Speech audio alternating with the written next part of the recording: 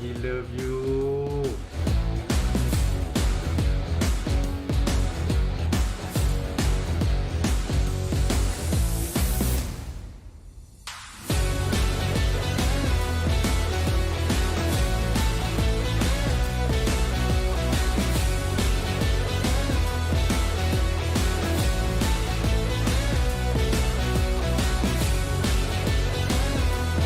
Kalau dah terpecik macam ni, sememangnya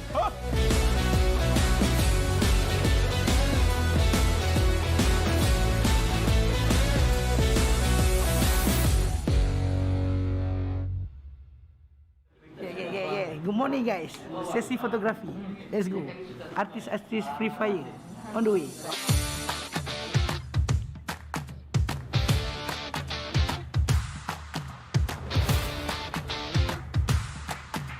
Kita tak biasa photoshoot, macam perasan model kejap lah.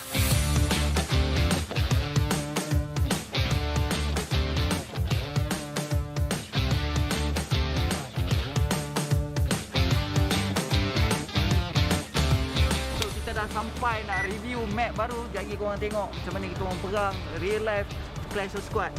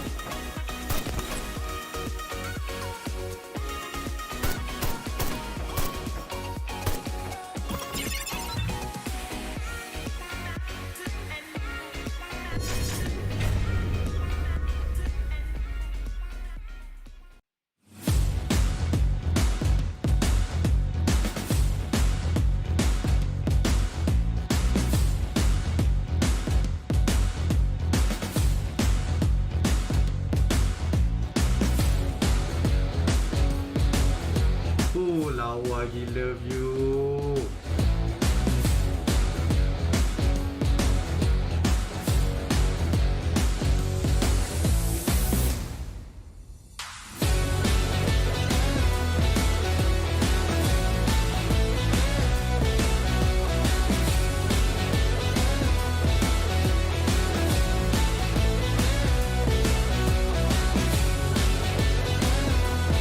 Kalau dah terpecik macam ni, sememangnya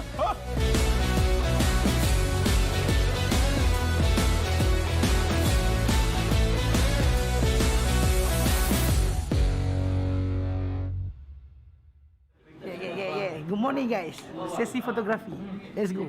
Artis-artis Free Fire on the way.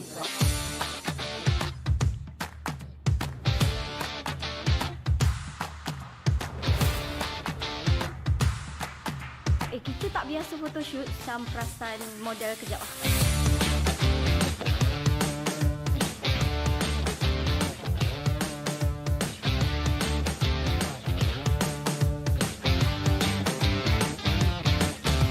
So kita dah sampai nak review map baru. Jadi korang tengok macam mana kita orang perang real life Clash of Squad.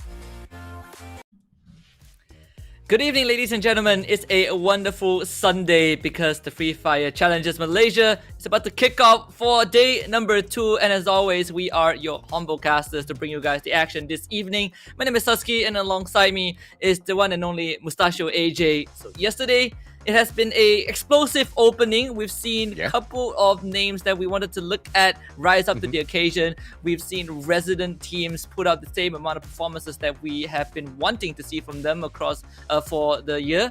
I just want to ask, how are you feeling on this Sunday? I'm feeling sorry for Sorry Raw, man, because they are the only team within Group C who has not really lived up to the expectations of Group C, right? And so that's how I'm feeling. So today is a day where I'm just going to be on the cheer squad for Sorry Raw Husky all throughout, because it's a day where they need to step up.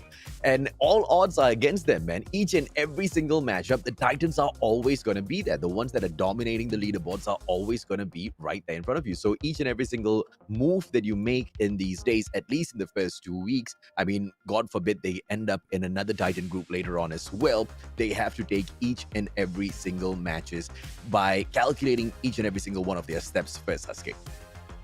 Yep, absolutely. But just to give you guys a quick recap, let us take a look at the prize pool. So for this league, the Challengers Malaysia, it is as every other Free Fire tournament that we have witnessed. The prize pool is distributed in 2 stages, one for the league stage and one for the grand finals. And as for the league stage, we went through this yesterday, but let's take a look at it once more. If you end up in first place by the end of the league stage, you'll walk away with 7,500 ringgit. Second place is 5,000, 2,500 for third place, 2,000 for fourth and fifth, 1,500 for sixth place, 1,250 for 7 and 8, 1,000 for 9 to 12, 750 for 13 and 14, 500 ringgit for 15 and 16 place, and if you place dead last in 17 and 18, you at least get to walk away with 250 ringgit. Yeah, each and every single team within the league stages, they get a little bit of something. But of course, if they do manage to make it into the grand finals, the top 12 teams, ladies, gentlemen, boys and girls, they are the ones who do qualify, and they get a little bit of something as well. But the ones who manage to win the whole thing will obviously have the biggest of smiles. 45,000 ringgit for those who pick up the first place. Second spot gets 20,000, 10,000 ringgit for those who pick up the third spot. Fourth place gets 7,500, 5,000 ringgit for those who pick up the fifth spot. Sixth place will get 3,000 ringgit, 1,000 ringgit for the seventh and eighth spot players, 750 ringgit for those who manage to pick the 9th and 10th position, and of course the consolation prize of 500 ringgit for those who sit down at the very bottom in the 11th as well as 12th place, Husky. Yep, everyone gets a piece of the pie. The only difference is that how big a piece each team is going to get. Of course, for the league stage, getting into top 12 is definitely priority number 1. The prize money, they do matter, but of course you want the grand crown jewel by winning the grand finals, because that one tops every other prize pool that you can accumulate from the league stage. But to get there, these teams have to go to an arduous league stage, and the league stage is shaped up by the point system that we've been using competitively throughout the entirety of Free Fire history. For placement, if you get first place, the Booyah, that's 12 points. Second place gets 9 points. Third place gets 8 points. Fourth place with 7. Fifth place with 6 points. Sixth place with 5 points. Seventh place in 4. 8th place gets 3. 9th place gets 2. 10th place gets 1 point. And if you're the bottom 2, you get none. Every single kill constitutes 1 point. And Blacklist International absolutely understands the science behind this, and they have been focusing on a lot of those skills, picking it up for themselves. But of course, they've been hitting that golden balance as well, going in there and making sure they don't really squander a lot of placement points. Teams like Secret Expert, on the other hand, have been hyper-focusing on really just picking up those placement points without getting too aggressive with those skills. And you see exactly what that puts them in, about that third position. And if they don't step it up with those skills, they might just fall even further. But of course, ladies, gentlemen, boys, girls, these are the groups if you're not aware of them just yet. Duo Barate, Epic, EWG, Hero, Metrics, as well as Team Princess, they sit in Group A. Group B has got AKO, Steady Squad, Devora, Icon, MND, Die Hard, New Gang, as well as Secret Expert. And Group C, Husky, the group of death, sir. Yeah, and that consists of Argon MY, Blacklist International, Freedom Rumble, Geek Fam, No Escape Umbrella, and Sorry Raw. And of course, 4 out of these 6 names are Titans. Argon MY making a second appearance in the local league. They've been here before, and even for their first debut, they didn't do too bad. 9th place in the league stage, made it to the grand finals regardless. And Blacklist International, they won FFMC, and they represent us alongside Do Easy for FFAC. Freedom Rumble coming back with a slightly tweaked roster, but the aggression has always been there. Geek Fam returns after a couple of months of hiatus, but they showed us that that break is definitely utilized to its maximum potential. These 4 teams have been dominant for day number 1. Let's see if day number 2 is going to be the same. Yeah, before Geek Fam, departed, they were most definitely the Titans. They got their run broken up a little bit, but let's see if or not they will be able to snatch back their crown from this competition itself, ladies, gentlemen, boys, girls. And this is how we will play out the day. Purgatory as well as Bermuda will be the 2 maps that you will see. 8 p.m., 8:30 p.m. Basically, every single half an hour, you will see 1 round of Free Fire. And as usual, we'll kick it off with Group A taking on Group B, and then Group A will take a little bit of a rest when we introduce Group B as they go up against Group C, and Group C stays on to invite Group A back into the mix. Each and every single group here will have 4 4 matches in total for the day, Husky. Yeah, and this is going to be crunch time. Every single match is crucial. Sure, it is the beginning of the lead, but we've seen how getting an early advantage can really benefit a team in the long run in case they have, a day or two of underwhelming performance. And of course, the action never stops. Every half an hour, we get to see an update on the round standings and of course the overall standings when we hit that halfway checkpoint. So there's a lot at stake. And we look at the numbers from yesterday, Blacklist International sits in first place with 59 total points, and Freedom Rumble pretty close behind with 55, followed by Secret Expert, who nails in third place with 50 points. The competition is still on for all of these teams. MND, Diehard, and Matrix definitely getting the short end of the stick alongside Hero, sitting at the bottom 3 of the leaderboard. But perhaps after yesterday, they will show us something a bit more different and efficient for day number 2. No Kalahari though, but we do have the biggest map in the competitive pool, which is Purgatory, and this is where team rotations will definitely come into handy. Yep, and these are the 3 teams that we are in here to watch today, ladies and gentlemen, boys and girls. Freedom Rumble, No Escape Umbrella, as well as Secret Expert. All 3 of these teams most definitely making it up to the top, except for Blacklist International. They are sitting down in the first spot, 2nd, 3rd, and 4th placement for 3 of these teams that you have right here in front. And out of these 3 teams, it's Secret Expert who are the ones who are not really focusing in on those skills. And like we discussed yesterday, Husky, it might just catch up with them. So today is going to be a day where they have to go out there and get a little bit more braver with the way they approach these situations to see if or not they can pick up a little bit more of those skills before they get into that final circle. Yeah, and if you look at the overall standings for placement points and kill points as a comparison, they have the most placement points by the end of day 1, 34 to be exact. Argon MY is in 2nd place with 31. But in terms of kill points, they're actually the bottom. They're actually 3rd from the bottom if we look at the top 9, the first 9 teams. So that really says a lot about how Secret Experts aren't really getting that much kills. But in terms of placement, they can definitely put themselves up there as true survivors. But surviving in a battle royale doesn't just need you to have tenacity. You also need to know how to fight when you are prompted. And Secret Experts kind of still needs to find their groove when it comes to those gunfights, especially when they are now kind of sharing the spotlight with some of the biggest teams in the league.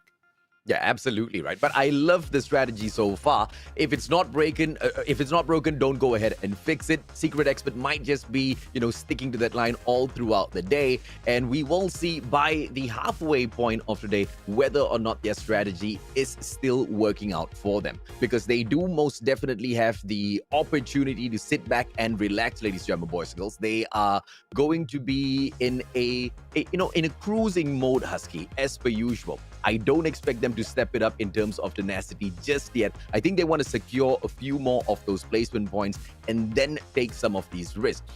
A little bit of a different approach in comparison to Freedom Rumble, who are super aggressive from the get-go, and they've been able to achieve quite the balance with the placement points as well as the kills. 28 with the placement points, 27 with the kill points. But either way, ladies and gentlemen, boys and girls, let's see if or not they will be able to hold it up as well, as Freedom Rumble will be joining us later through in Group C. Purgatory for the first map to kick things off here, Husky.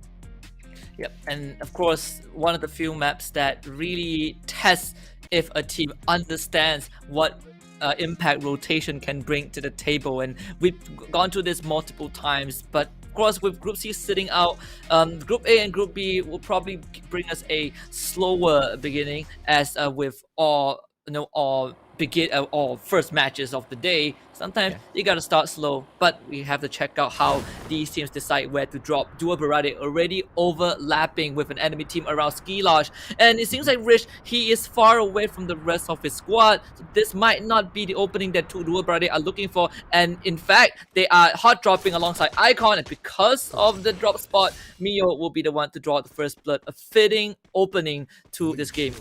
And it looks like Mias wants to set up the first 2 rounds just like how he got it yesterday. The guy picked up the MVP for himself with a total of 6 kills and 4 assists. And with the very first one in here today, let's see if or not he will be able to continue this run for themselves. And of course, Crown 86 trying to get away from this situation.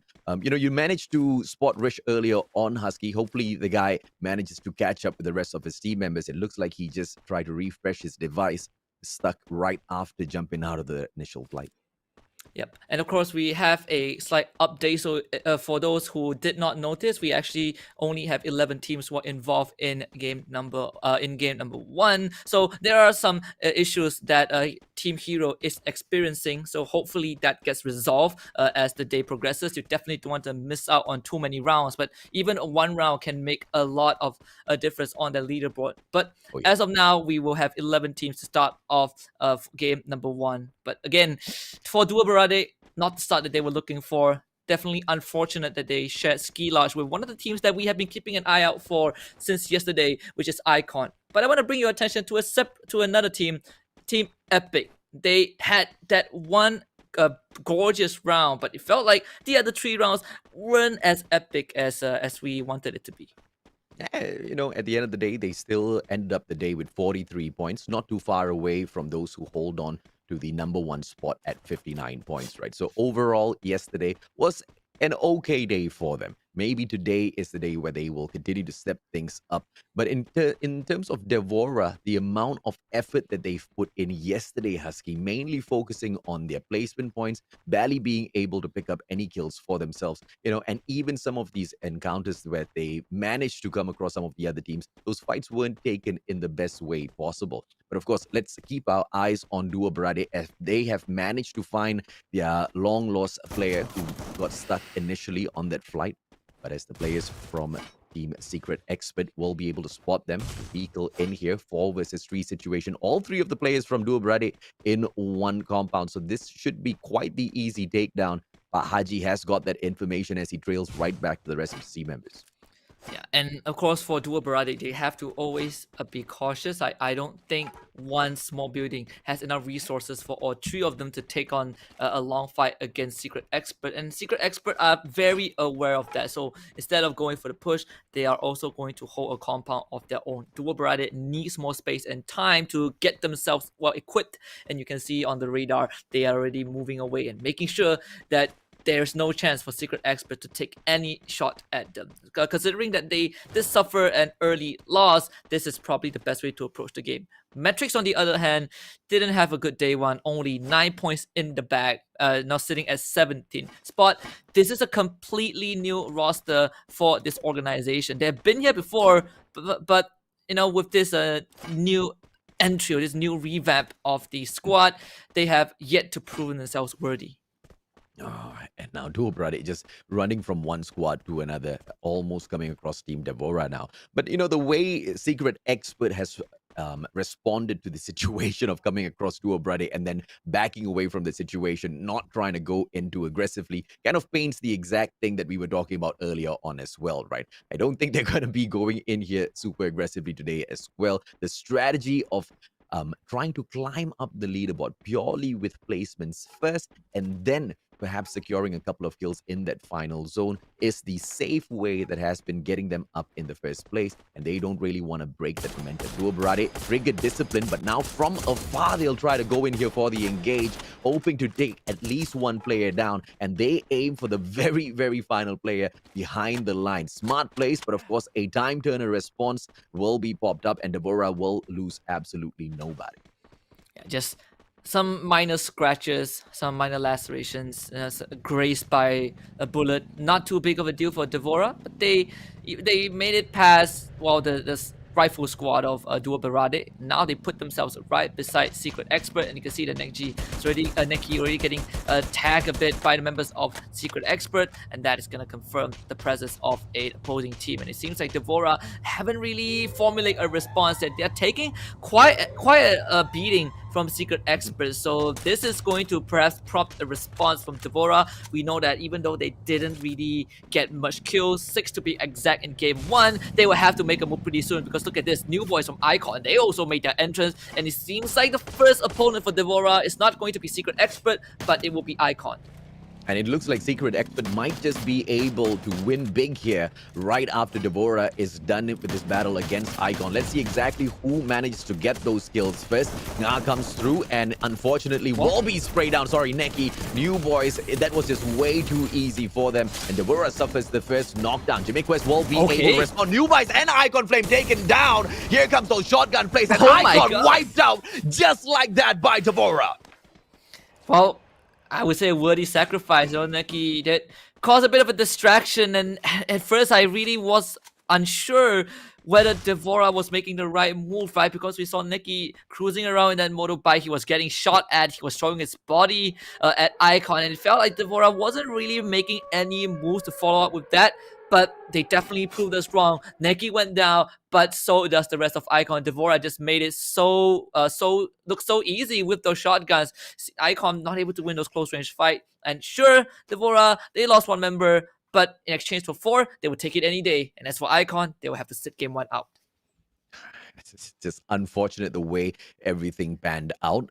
Just when they thought they were able to catch Devora off guard, and it just didn't pan out totally in the way they were planning it. Of course, in terms of Team Princess, they are keeping an eye on everybody else from the bird's eye view that they have. Devora, 3 players now, just waiting to see if or not Secret Expert will come in and take a peek, because they did manage to catch a whim of them earlier on. Secret Expert, on the other hand, it's not moving a muscle, Husky. From the get-go, they do not want to get involved in any one of these gunfights. Yeah, certainly a very passive from Secret Expert. They kind of saw Dua Barade. They didn't really make a move. They decided to just recuperate, or at least bunk down in the compound. Did the same with Devora. So they are missing out on the action, but at the same time, they are also making sure that they always have the full squad left alive. Devora gets 4 points, but at the cost of 1 member, so it's kind of a trade-off, I suppose, for these two teams. Meanwhile, for New Gank, they are currently in 15th spot. And yesterday, it kind of felt like NWG had decent rounds, but I suppose at the end of it, it was just what we saw on the surface. Underneath New Gang, there wasn't really much that they displayed. Only 9 piston points and 7 kills. So an underwhelming start to the league. So far, they haven't been really involved in any sort of skirmishes. Just like we expected, this Group A and Group B pairing of Purgatory is going to be a slow one. Yeah, I think we saw them in one battle where they did really, really well. And then right after that battle, they just pretty much waned off throughout the whole day, right? Because overall, yesterday, they managed to only pick up a total of 7 kills. So I believe the one moment where we saw them perform their best was their only best performance throughout the whole day, which, might be a little disappointing for them, but it's a whole brand new day today. Perhaps they want to just fall back and play the Secret Expert method instead. We're just getting into that final zone before they get over-excited in taking some of these fights. Metrics sure as hell will want to play the exact same method, because every single time they get into a gunfight, they don't seem to be getting up on top of anybody, and instead they get knocked right back towards the lobby. Very congested central part of the map. Let's see where this next circle is going to take us. Up north, and that is where Epic is located. They dropped at Moat House, and they have not moved from there at all.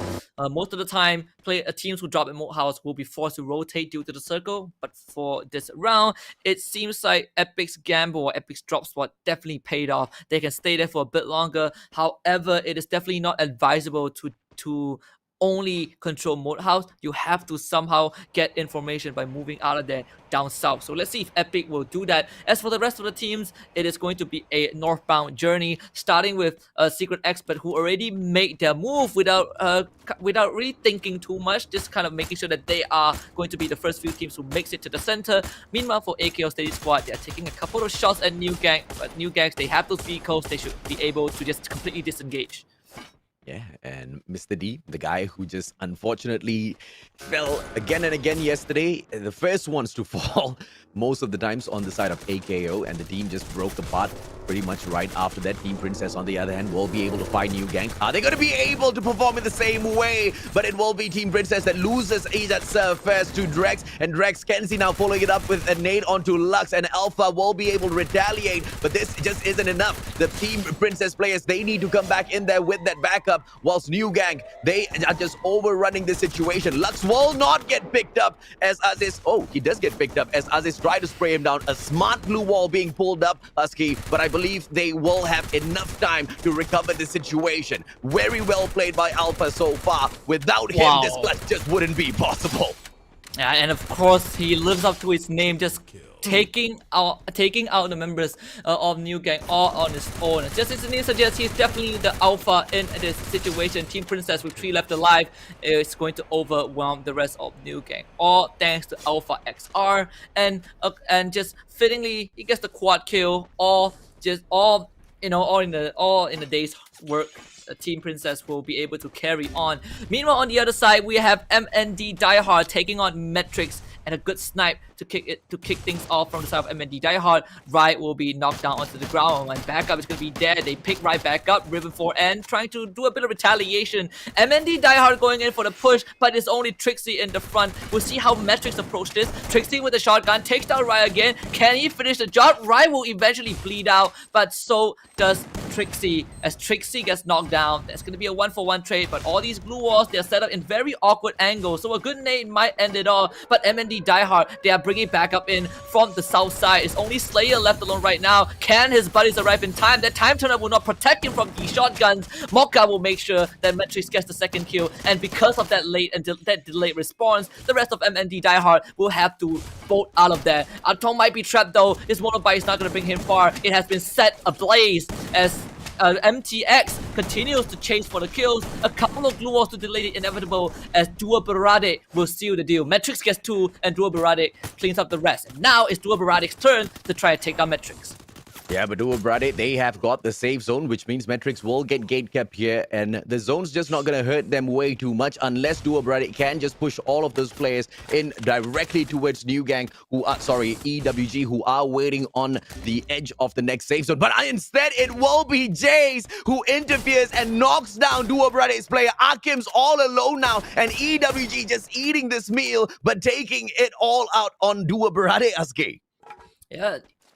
East Wolf Gang kind of arrived at a buffet out in the open, and of course Jace will make the best out of it, even downing Troop in the process. You can see RKMC wants to run away, but Jace has his scope on the target, so getting 2 kills for himself. Meanwhile, for Matrix, they are gonna be the second victim. Jace with 2 more!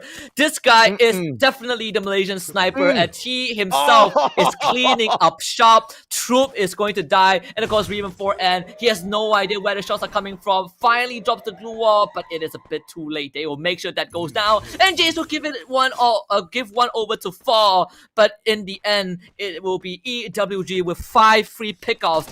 No consequences at all. Meanwhile, Team Princess, they're gonna run into Devora. Yeah, and we do see the use of the grenade launcher, but that's not going to be very much easier for them to get out of because they're holding on to the lower grounds here while Team Princess, they take the edge of this cliff. They will be able to play this defensively, but they really need to be careful of the edge as those headshots are going to be slightly easier to take from the bottom. Auto knocked out with the similar situation down at the bottom as they are gate capped by the players of Secret Expert. AKO with the long rotation now, avoiding this play from Secret Expert. And this is what I like. Secret Expert finally starting an early fight, Husky.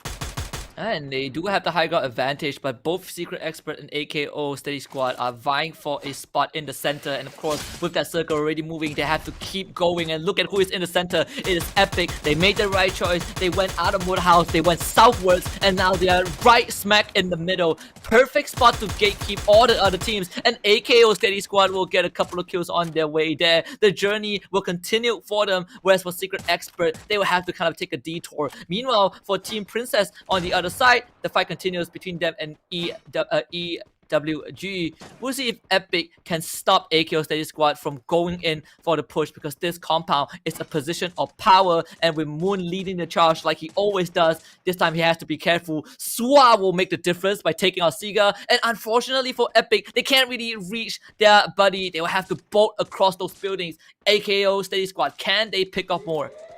Yeah, Kepa has managed to come back in here for the save already. So Siga should be right back up on his feet. So AKO, they need to find this particular opening to go in there for that full rotation and set themselves up. Thankfully, they are at the very edge of the safe zone, so not much of impact will be brought onto by that moving safe zone now. And here comes the players from Devora, Cyber, as well as Jimmy Quest. As they try to sneak up, they will end up taking this fight against Team Princess either way. But thankfully for them, Team Princess, they back away. Alpha just brings out the beat as well to get that extra boost of speed as he tries to squeeze in. But they have to watch out now, because the players from EWG Epic right in front of them to take them down as well. And EWG on the right-hand side, let's see if they will focus in on assisting them as well. Yeah, this definitely looks like an orchestrated attack from different fronts as all the teams now converge to the center, kind of a parallel convergence from these squads. For Team Princess, they were able to finish off Secret. Expert Monito takes out Jim Quest from Devora. Now Kepa finally shows his name on that kill feed. That's going to be 4 on the ground, as EWG will be the first team to make an entrance to go for the push. Kepa will finish off 4. EWG left with 3 members. They really want to get rid of Epic, but Coco will now chip in as Manjai is also down. Jace will find his 5th, but not the finisher, and Epic will hold their ground. The fort remains strong. Monito gets a bomb onto Ashen, but Epic should be able to pick him back up. 3 more members left alive in the center as the circle will now close in. We are approaching the final phase. Yeah, great position for Epic to be holding on to as Auto Knockout now entered this final circle. Devora on the right-hand side. But unfortunately for them, it will be Team Princess with Alpha right on top. Nobody focuses in on him as Devora will be able to turn around Cyber with a good shot. But now he gets knocked down by Suwa. Auto Knockout now pitching into this fight as well for Alpha to take control of this situation. But he allows Jimmy Quest to get away as he needs his own glue wall to continue staying alive. Ajim will be able to take advantage of the situation as they put Team Princess right back into the lobby, and Auto Knockout, they are in a good spot now to take this game, because a couple of nades right into that second floor will be able to take Kepa out of the equation, and it's the flush from that first floor that will follow.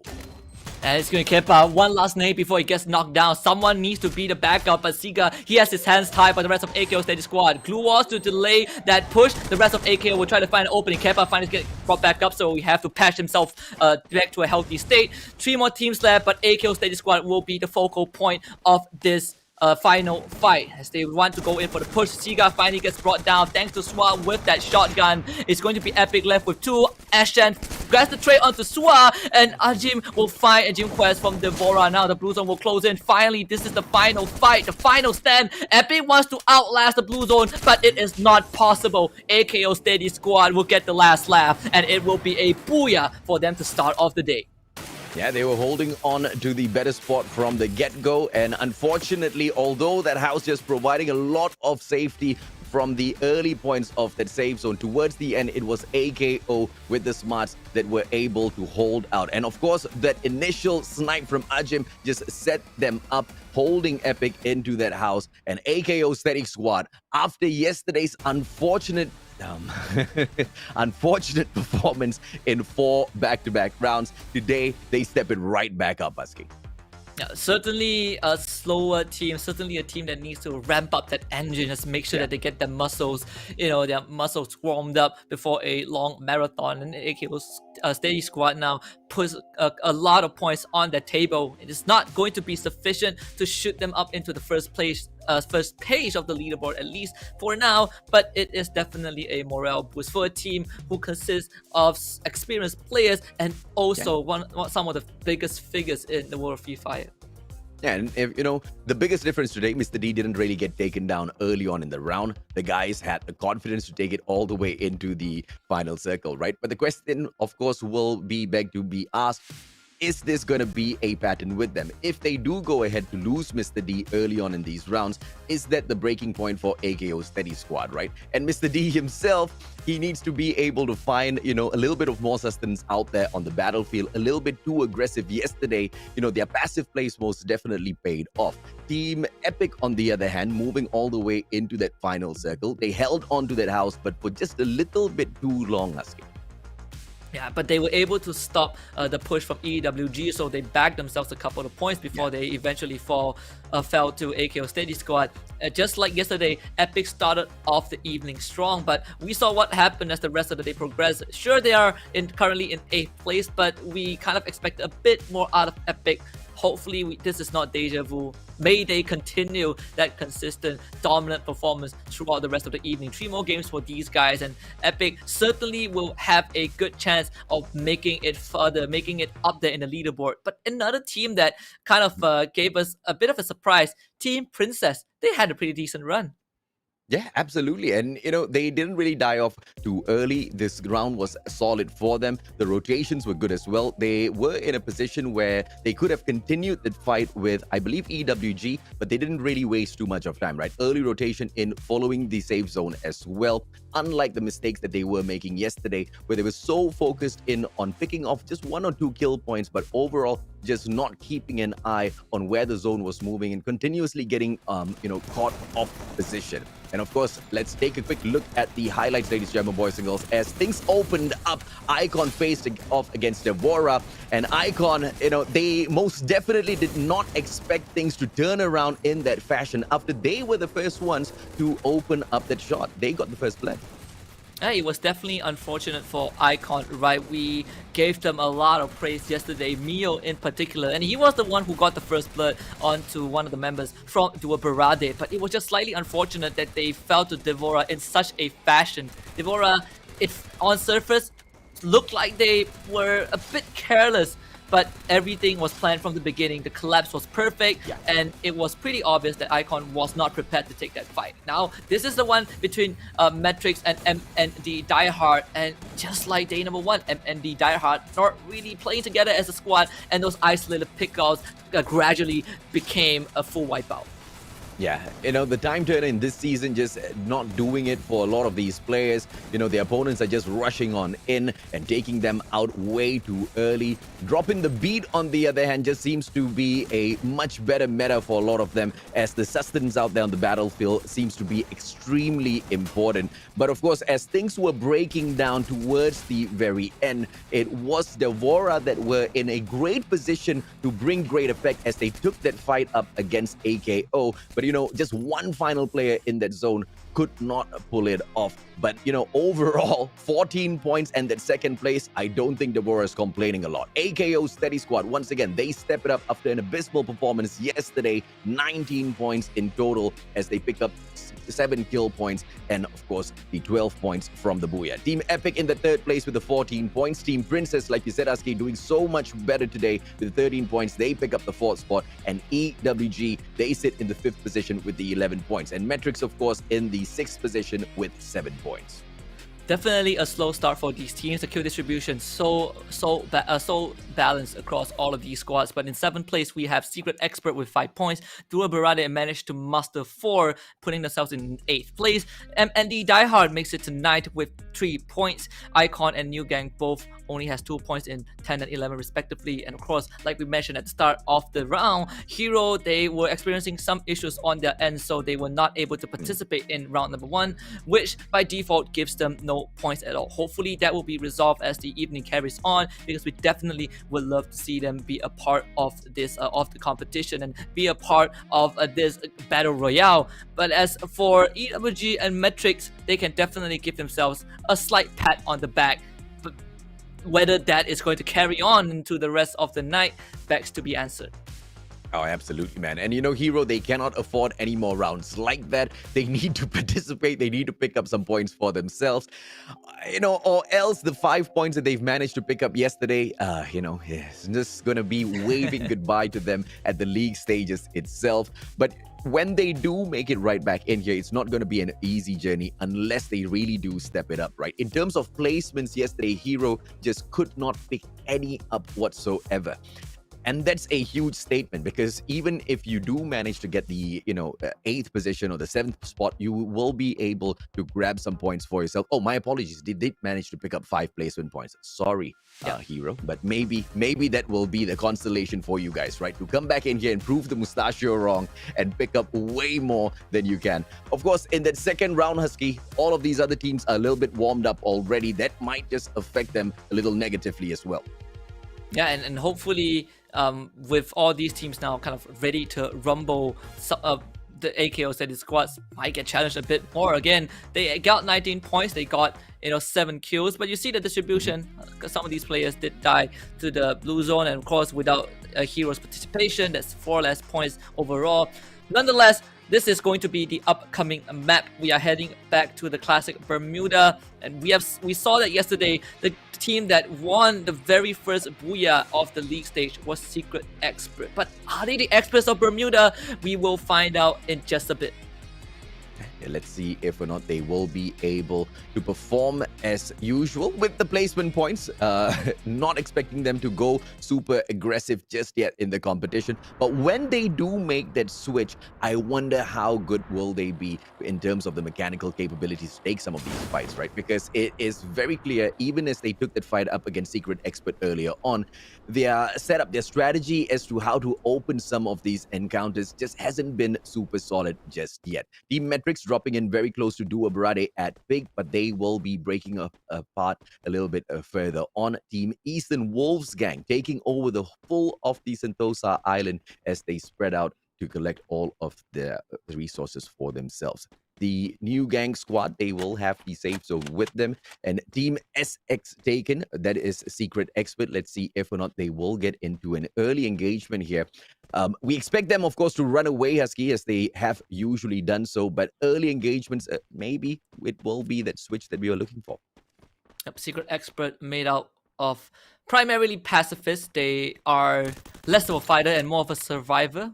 But over time, you will definitely need to get the quality of a fighter, of a gladiator, kind of ingrained in you as this league progresses. But for MND Diehard, they might be forced into an early fight if Icon decides to take the challenge head on. Judging by how Icon is spread out, they will probably just gather resources and move north side and kind of avoid MND Diehard. Sure, Icon is in a decent spot overall. They are in the top 12, but you generally don't want to take any risk unless you are certain that you have the advantage. And I think Icon is practicing that discipline. Yeah, absolutely right. And I love that play coming through from them, because they, in their own accord, need to secure all of those placement points for themselves, just like what Secret Expert is doing. I feel like a lot of teams just want to fall back to that and take some of these fights only when they are absolutely forced to, especially in the early stages of these rounds, right? You don't really have a lot of resources on your side, and going in for a couple of kill points just to lose 1 or 2 men from your own side and not having a great advantage later on in the matchup, not the best of strategies. Auto knockout, interesting setup. I believe there's just 1 player out alone at peak, and Dua Barade, they are not going to be able to take any advantage whatsoever. But if Mr. D does not catch up with the rest of his team members, he might just cause them to fail today as well. Remember yesterday, Husky, he was the first one to go down, and every time that happened, AKO just could not hold their own out there on the battlefield. Yeah, it always feels like AKO Steady Squad are a vehicle, but they need that main driver in the form of Mr. D. Like you rightfully pointed out, in game 1, Mr. D was able to kind of command the team and steer them in the right direction. Didn't really get picked off early on, and AKO Steady Squad was able to get the booyah. But right now, this is a very quiet opening. No encounters whatsoever for between any teams. And of course, need to remind you guys once again that Hero is not participating in round number 2 as well, which is why we only have 11 teams, as the issues on their side still is yet to be resolved. Hopefully they can make it for the last 2 rounds. But for the rest of these teams, the crunch continues. They need to back those points. Yeah, and that's saying a lot as well. Oh my goodness, Alpha from afar will be able to catch Miles just sneaking around out in the open, and Team Princess with a very, very early kill. And of course, let's see if or not MNE Diehard will come in here to respond or just back away. I mean, this is just way too early for them to be losing a player so easily. And Team Princess just really practicing a lot of patience, waiting for the right moment. They get a kill, and now we can see that they are slowly expanding that coverage around this area of graveyard. One of the members has been sent out. Jimmy Nyodo walked out a bit too far from the rest of his team. He will be knocked down. And of course, Slayer finds a second one onto Alpha XR. And that is the quality that we want to see from MND Diehard. Slayer gets it done. That's at least 1 kill, but you can see Team Princess, somehow there's one member in the ranks of MND Diehard. Slayer getting sprayed down, does have the glue wall, keeps himself alive for a bit. The regeneration did kick in, but he only has 39 health to work with. No medkits in his backpack. Team Princess, they want to push that. They want to push MND Diehard out of this territory. However, it's a 3 versus 3. MND Diehard can turn this around. Yeah, let's see if or not they will be able to just hold on to their compound and force Lux to take the push in here and then snuff him out of the equation, right? Early on, it was just a little bit too close for Slayer, and now with one medkit dropped by the assistance of his team member, he will be able to recover. One quick nade out, and they will find absolutely no one, but Slayer has got the information and the shotgun in his hand as well. CQC is what he's looking for, and he should be able to hold his own, but he needs to be really careful though. Lux, the kind of player that can go 3 versus 1, 4 versus 1 and have no issues whatsoever. And Trixie stepping in front of Ejatsa, who sprays him down. Slayer faces the same situation against Lux as well. And Atong, the final player, this time turner is out, but it's just game over for him. He has to leave Trixie to die out.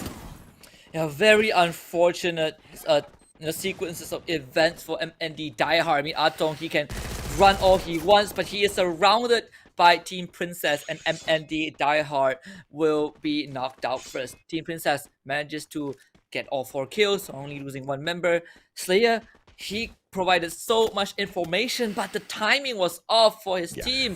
The Team Princess had collapsed at the right moment, and the reaction from MND Diehard was just not there and not appropriate to provide an adequate answer. Now that's going to end in them being the first team to get eliminated. It felt like we've seen this a lot of times, but that's the reality for MND Diehard. Yeah, unacceptable mistakes from both ends, but of course, MND Diehard is the bigger loser overall. But Haji has to find a compound for himself or else risk getting sprayed down by the danger zone, and he will do exactly that as the not the Eastern Wolves gang, as Team New Gang, just hold on to the horizon beyond. And auto knockout getting out of the danger zone as well, which can just potentially pitch them against them. Now let's see if not Duo Barade will find a better compound for themselves, because I believe they only have got 2 players running around like headless chickens now, and they might want to play a little bit of a safer game if they want to find all of those placement points for themselves. Yeah, and hopefully Duo Barade, all of yesterday's opening to the league have sharpened up that keen sense of theirs, right? You look at the team tag is 2B, so hopefully they will also perform like a sharpened 2B pencil, just straight to the point and precise with their movements.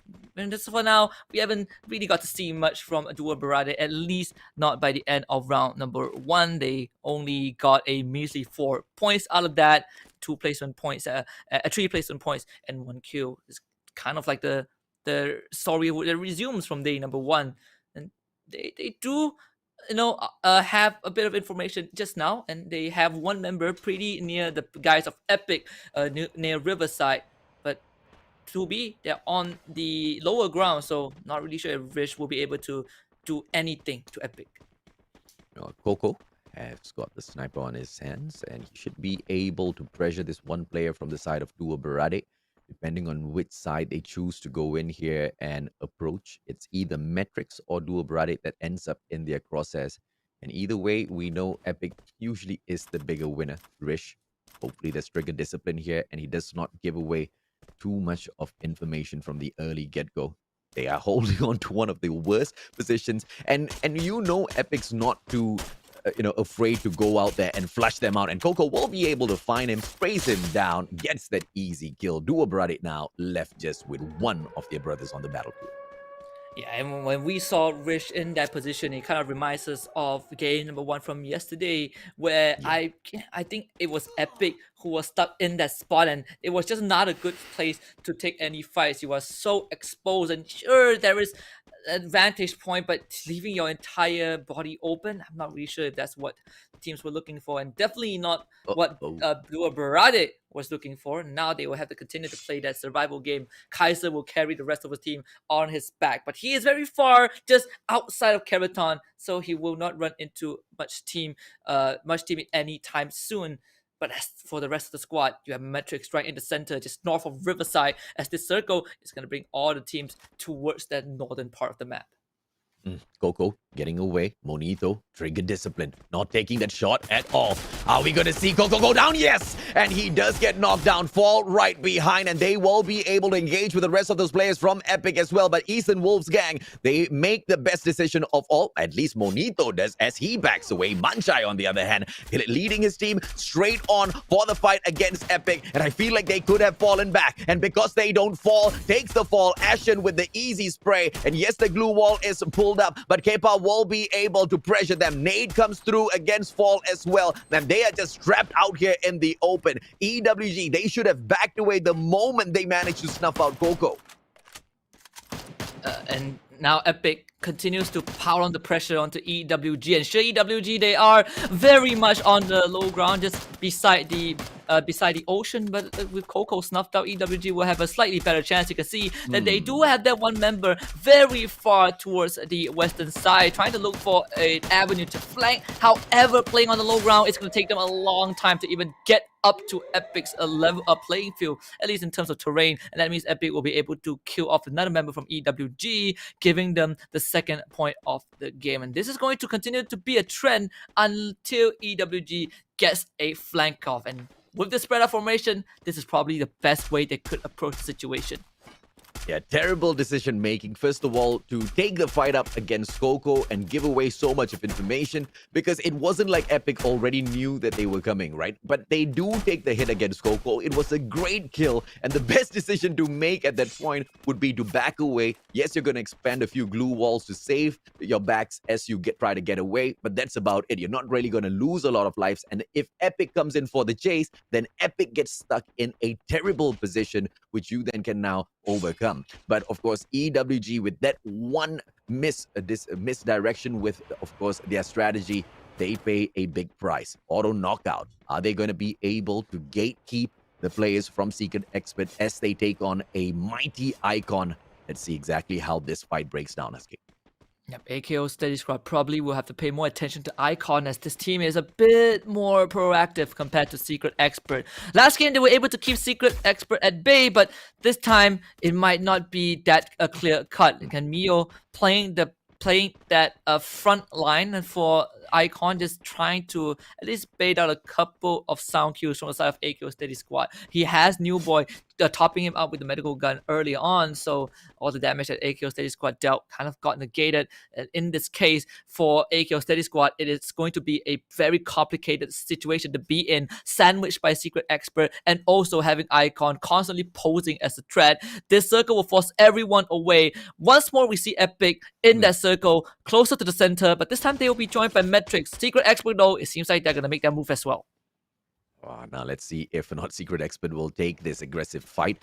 As opposed to their usual strategy of just playing possum and waiting for that final circle, 3 of their players are way too far away. So whoever who's stuck in front of AKO better stay silent. Taken, he has no choice but to just lay on his tummy and wait for AKO as well as Icon to either finish each other off or to get away from there, so he can now just make it into the safe zone as well. The rest of his team members have already abandoned him as they try to save themselves. And Icon, as they move away, they leave auto knockout.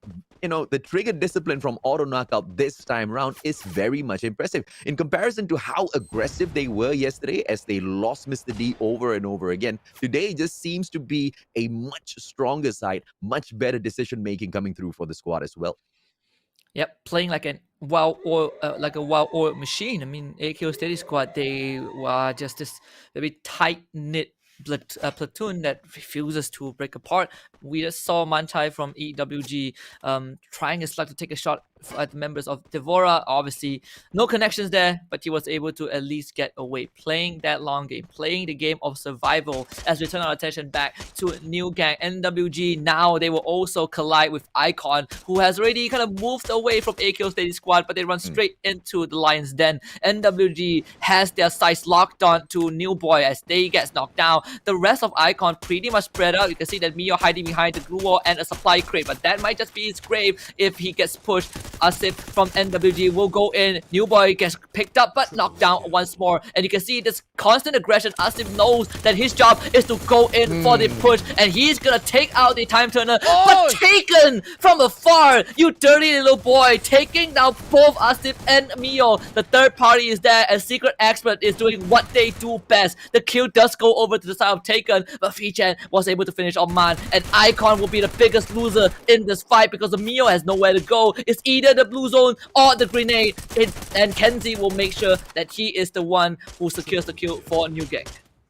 Yeah, and now the players from Secret Expert coming through. Ibnu does have the grenade launcher in hand. He will not be able to find anyone just yet, but the fight is now on as they decide to pick up a couple of kills for themselves. Mr. D with a great snipe from across, knocks down right, but the time turner as well as the double. Oh my lord, a terrible glue wall as he blocks his own partner out, Husky.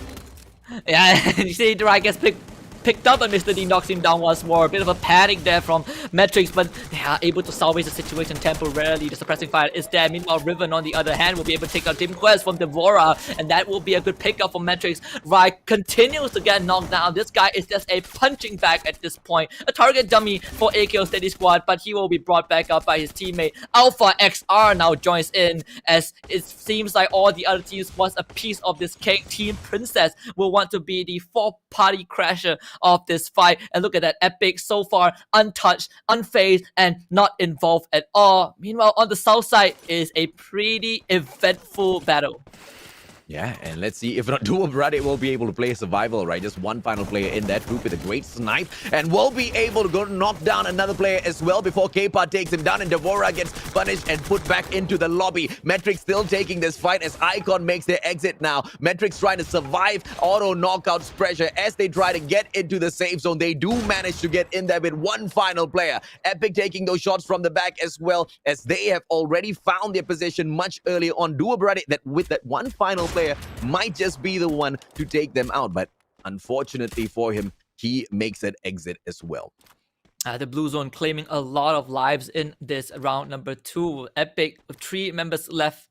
They did lose Coco early on to EWG, but the remaining 3 guys, they do have the vantage point, just staring down at that building where Team Princess temporarily resides, but fairly so because they are in the circle and they are the only team in the circle occupying the only structure. But we've seen a lot of times where the structure doesn't necessarily give you the win. Sometimes it is more of a risk to be in there, and Epic will take the chance now running down kill, but they forgot that Bakaji is on the other side.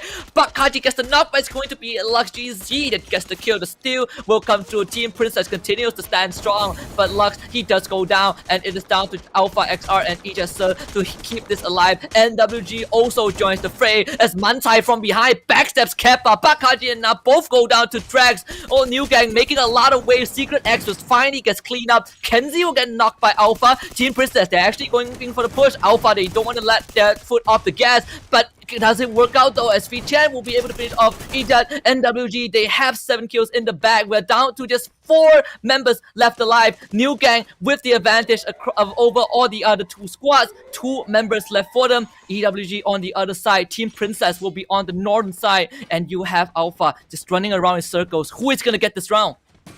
Yeah, Manchai with the Vector. We have, of course, 2 of those shotguns in here for the play. Alpha still looking for his opponent, but Rex with... Oh, my lord! Oh, the Terrible nade! But it does not fall on his head. Pikayan shuts down Manchai, and Team Princess still alive and kicking. Alpha Alpha gets able to into do the it. final zone behind the tree trunk. And let's see if this one-on-one situation can get him the win. Shotgun in hand, and he will force Rex no time. inwards at 70 HP. Oh, great glue glue wall wall. pulled out. Alpha with the spray, and it pulls out. Oh my goodness. Team Princess. We saw Alpha XR in game 1 pulling out all the stops, and once more Alpha XR pulls out the clutch of the round. I mean, Team Princess, they already had a fantastic round 1, but now in game number 2, I mean, Alpha did such a fantastic job. He was the aggressor. He was the one dictating how that final fight should go. He pressed the advantage, and even though he lost his teammate, he was able to hold on. He knew how the fight was going to play out, and he was able to make full use of it, getting Team Princess their very first booyah of FFCM. At the very end of things, the guy pulls out a camouflage and just runs out of the safe zone after he has gotten the work done already. Safe zone, a couple of shots from the shotgun, Alpha right on top, and Team Princess, they are on the way up the leaderboard as well. I mean, 13 points in the previous matchup and now securing a booyah with quite a number of kills in towards the final stages of that matchup as well. Most definitely going to be serving them well. But Auto Knockout, a team that really did struggle yesterday, they, just like Team Princess as well, are continuously stepping it up today, Husky. Yeah, and round 2 was definitely a slower round for AKO Steady Squad. They some of them fell prey to the blue zone, and of course we saw early on they had to deal with Icon, they had to deal with Secret Expert. And speaking about Secret Expert, these guys are a bit cheeky with their shots. A lot of third partying going on. Yeah. You know, we saw Epic Icon try to go for a rotate. Not gonna happen. Secret Expert lying in wait, and eventually the sniper squad was eliminated, but not before they dealt substantial damage to multiple teams.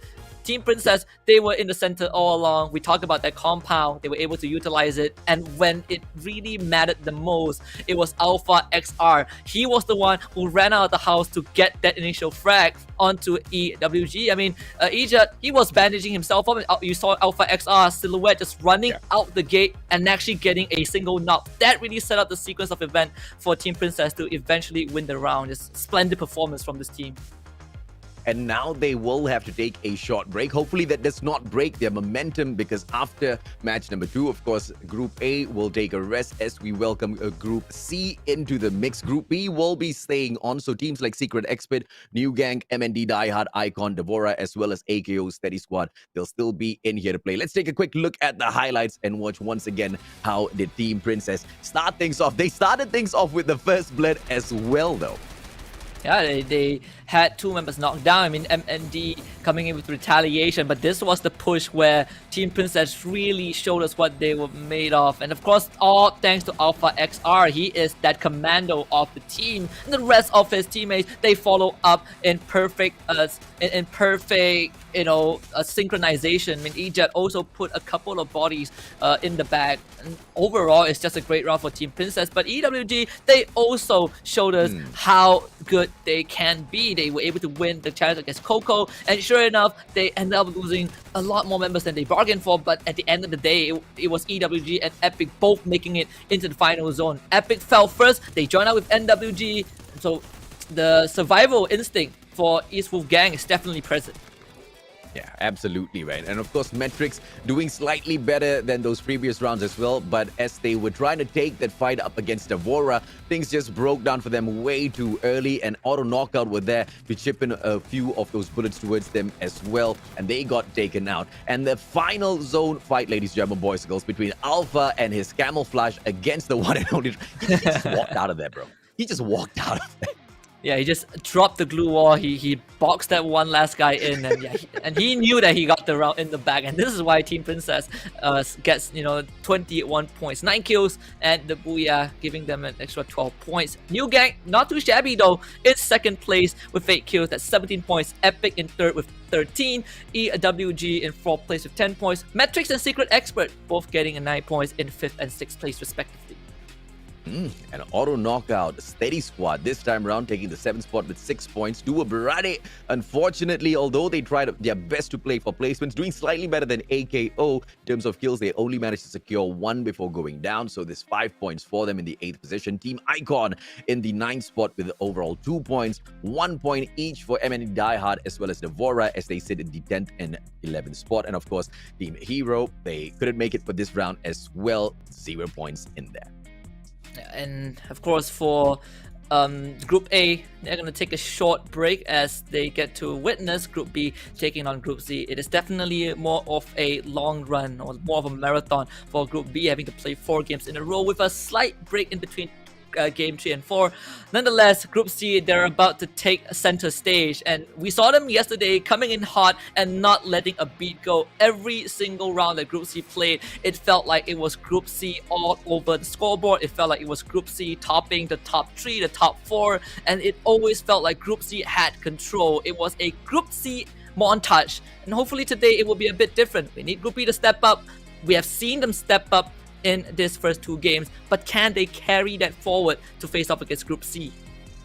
Yeah, and that's exactly what we're expecting them to be able to pull off any today. I mean, if teams like Auto Knockout, Steady Squad can step it up this time around, I don't see exactly why they cannot do that. I mean, EWG, even Metrics, they are making that move slowly up the leaderboard, right? But of course, as we take a look at Group B and see the ones who are most, I guess, ready to take on this fight against Group C, that has to be Secret Expert. With all of their survival gameplays, they are able to get into that final zone, but getting into those gunfights is what really concerns me, because they're just not able to hold their own much against Group C. But of course, ladies and gentlemen, boys and girls, your map recap as the first round gets taken by AKO Steady Squad. Not much of that consistency into round number 2, but Team Princess, they continue their roll in from yesterday, from today as well. They initially picked up 13 points from that first match, and on the second match, a total of 21 as they secure their booyah for themselves as well. Yep, they might name themselves Princess, but do not be fooled. These guys pack a punch. Let's take a look at the overall standing. Team Princess now sits at the top with 76 points after the first 2 rounds, with Epic closely following behind with 70 points. Secret Expert maintains that 3rd spot with 64. Not much kills gathered, but definitely a lot of placement points in the bag. Blacks International haven't played yet, so they are temporarily in 4th with 59. Freedom Rumble, the same situation, 55 points in 5th place. AKO Steady Squad makes it to 6th with 50 points. No Escape Umbrella and EWG share 47 points each in 7th and 8th place. And at the end of page number 1 will be Argon MY with 44 points. Yeah, look, see who's been pushed down to the 10th spot. It's Geek Fam, of course, but they haven't played just yet, so we will wait to see exactly what they have to bring into the competition with the 44 points. Devora, yes, they were playing. Unfortunately, 43 points so far is all what they could muster up for us, but it's a great I guess it's not so great for them as they played, but they still got pushed down to the 11th spot compared to the 10th position where they initially started the day off. Icon in the 12th position with 36 points. New Gang in the 13th spot. Dua Berade in the 14th position with the 35 points and 25 points. 10 less than Dua Berade sits Metrics. Sorry Raw, of course, in that 16th place. Hero, although they haven't played in here today, they still sit down in that 17th position with the 10 points. And MND Diehard, my heart is breaking as I see their slow crawl, not even up the leaderboards, but just the slow crawl on the leaderboard, Husky.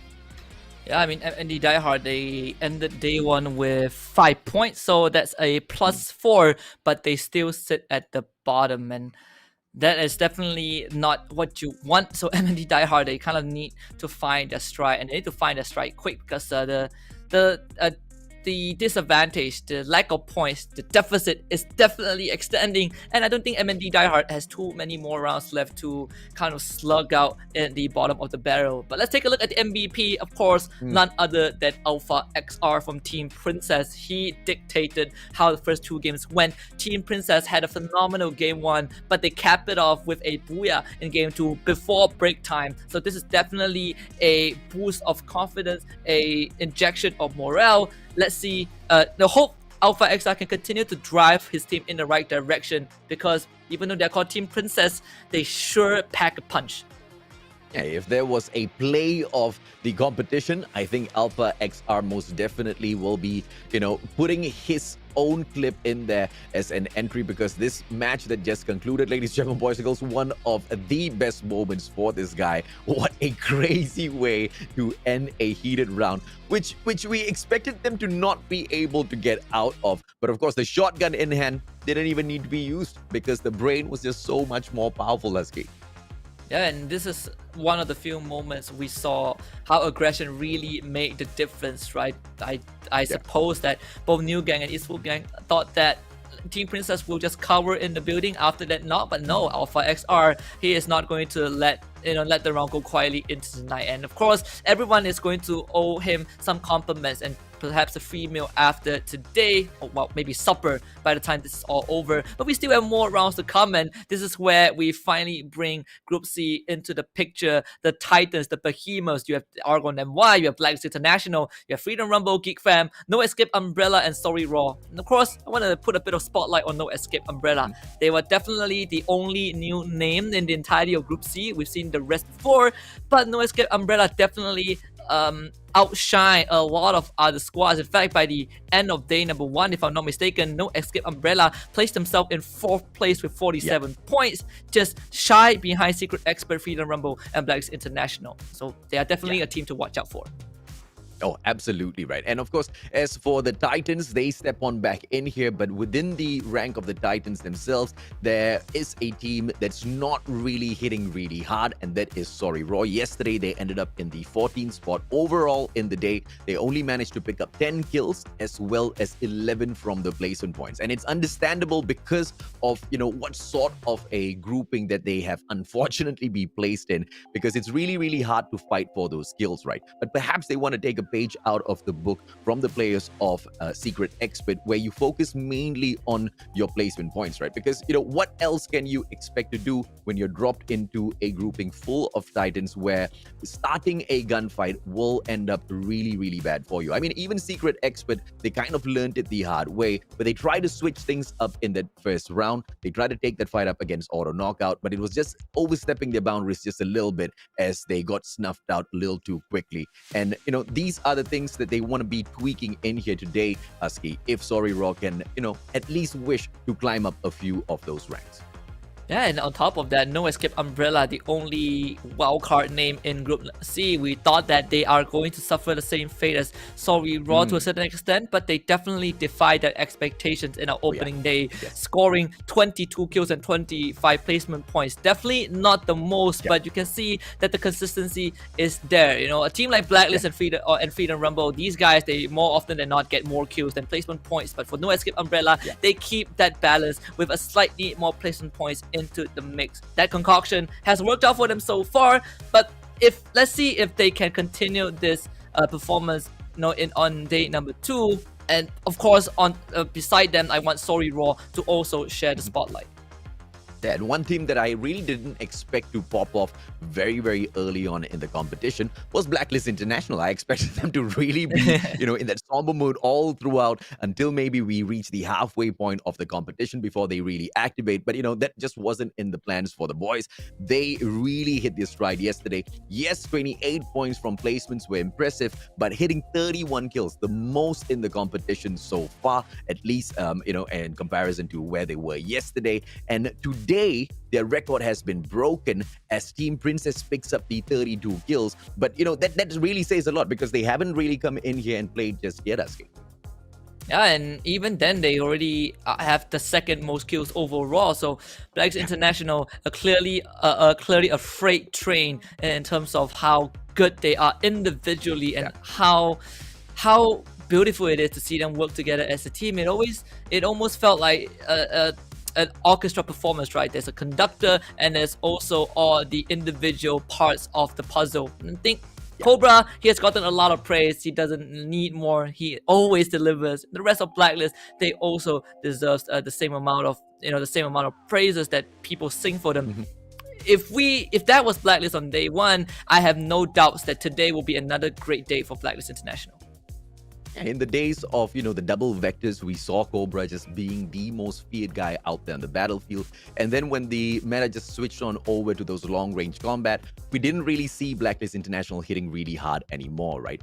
And here comes Cobra, just adjusting all of his plays, and now you can see the guy picking up the sniper as well. Yesterday he was rocking the field with a Kar 98, and today I cannot wait to see what else he has to bring up to the table. Either way, Blacklist International most definitely the apex predators of Group C and potentially the whole competition, and I'm just wondering exactly where is that going to be putting them, whether or not we are going to be seeing some of these teams take that very aggressive approach towards Blacklist International from the early get-go, just to measure up where they stand against them, right? Because now's the time where you can, play these strats. You can't really take those risks out there in the grand finals. And of course, we don't mean this for the teams that are sitting down from the 13th position all the way down to the 18th spot. For example, a team like MND Diehard, they, on the other hand, can't go around testing people. They just need to find, at the very least, a opportunity to get into that final circle, because clearly the gunfights aren't really doing them a lot of favor at the moment, Aski.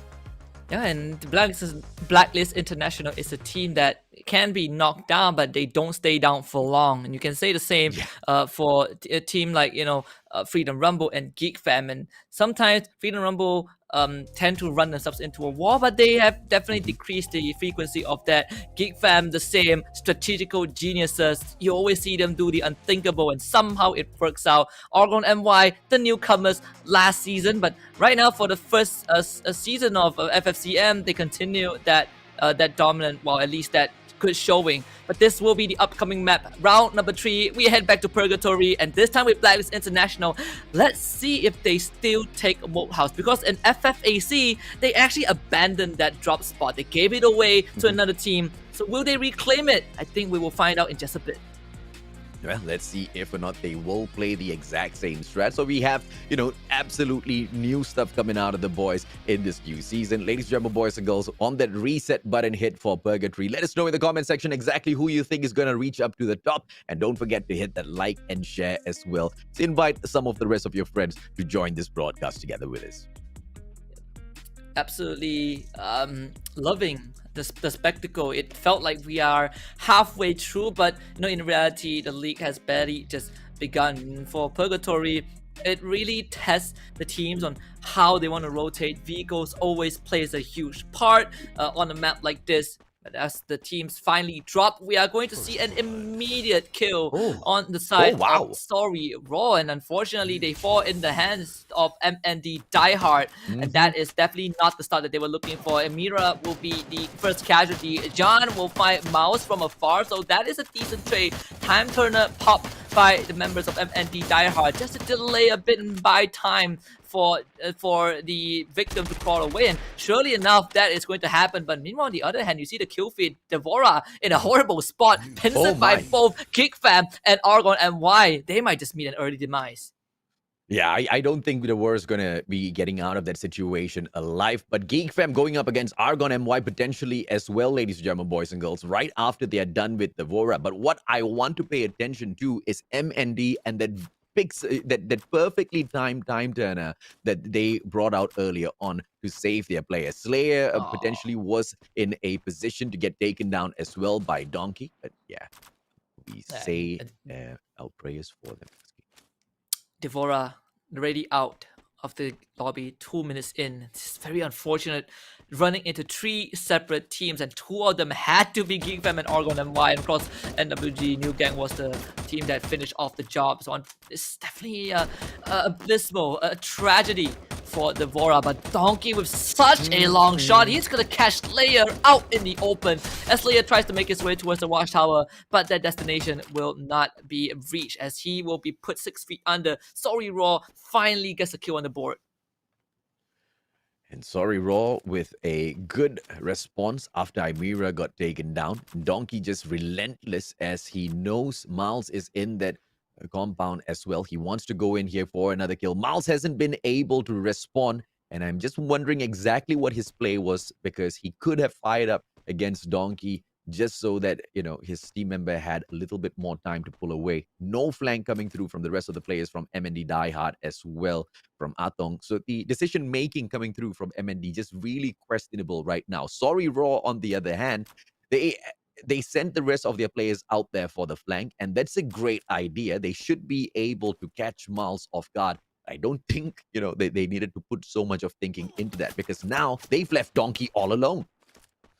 And Donkey is going to get shot by the members of MND Diehard once more. You can see that this formation from the side of MND Diehard, it is arranged to box Donkey in and hopefully finish him off. But they have to be careful as well, because both John and Shark MX are behind I believe Mouse, so he is also going to be boxed in. This is kind of a fight of who gets sandwiched first, and it feels like Sorry Raw will be making the first move. And unfortunately for Mouse, he has very little place to bob and weave around. Shark MX will finish the job. MND Diehard, they can't really fight this anymore. I'm just getting a mini heart attack here, looking at some of the decision making by MND Diehard, right? They went in there for the flank. They could have caught Donkey off guard, but they didn't really go in for the pressure at all. They could have saved Miles in that situation. He could have come in there for a little bit of backup as well. But overall, Atong as well as Trixie, all they have to do now is just pray and play for those placement points. Getting into another gunfight most definitely will spell the end for them. Auto Knockout has got quite a way to travel, and if that is the case, MND Diehard most definitely have got the short end of the stick when it comes to traveling here. MND Diehard can't really go anywhere. They see the circle, it is very far down to the southeastern side. For MND Diehard, they just have to rotate a bit late. We saw Icon and Sorry Raw already starting their journey. Oh, Argon MY, this is the fight that you've been setting up early on against Geek Fam. Sparks will take his first couple of shots on the members of Geek Fam. And of course, with that vehicle driven, patrolling this area, it will be some information for the side of Man04, and he's going to continue relaying that intel to the rest of Geek Fam, who are slowly mounting that assault. Oh, what a setup coming through from Geek Fam. Now Pedro trying to get out of the way, and he will be able to do just that. As Spark charges up his nade, he will get the glue wall pulled out right in front of him as well. I think that was just a mistimed pull by Pedro, but let's see if or not that will, just buy them a little bit of extra time, because Geek Fam is already knocking down at their doors, and two of those players from the side of Argon MY not here for that backup just yet, Husky. And Man04, he's already made it to the second floor, and now this is the final hurdle, but there's a glue wall. They just jump over the railings of the stairs to go in straight for the challenge. Man04 finds Pedro, who has a nade in hand. That is the glue wall, but it doesn't really block the nade, and Orange just gets sprayed out off it. So nonetheless, it's Geek Fam off to a good start. Argon MY, they sent one guy toward the outskirts, didn't really work out. Spark does get a trade onto Exact. Again, all these glue walls layer up, not enough to stop Victory from breaking through, and Spark will be that casualty in the hands of Geek Fam. Exact gets picked back up, and Argon NY, they are slowly losing grip of this area. Exact now is gonna get assaulted, but Chill will be knocked out. Afik is finished off. Argon NY falling apart. Pedro fights too, but there is no finisher, and Geek Fam will make them pay for it. 6 points already as they eliminate Argon NY. And it just looks like Geek Fam's not rusty at all. In fact, yesterday was the day of warm-up. Today is the day they continue rising up the leaderboard. What a commanding victory they take over Argon MY. But, it's just a little unfortunate that the rotation from the rest of the players from Argon MY was just a little bit slow, right? Chill as well as his partner Afix, they should have been knocking down the back doors of the players of Geek Fam. The moment that vehicle was already in that compound, that rotation should have already started. But either way, Argon MY will have to try again in the next round as they get sent back to the lobby. But Sorry Raw knocking on the doors of MND Diehard. Trixie does not see this coming down with a shotgun, and it's just way too easy of a takedown. We call it a slam dunk. Sorry Raw just making it look so easy and also pretty stylish. And that's the third point for them. Was all courtesy of their kills on the members of MND Diehard. Atong will have to run all the way towards Moat House, but John hot on his heels. They have all the information that they need, and it's only a matter of time before Atong gets cut off at the edge of this big lake.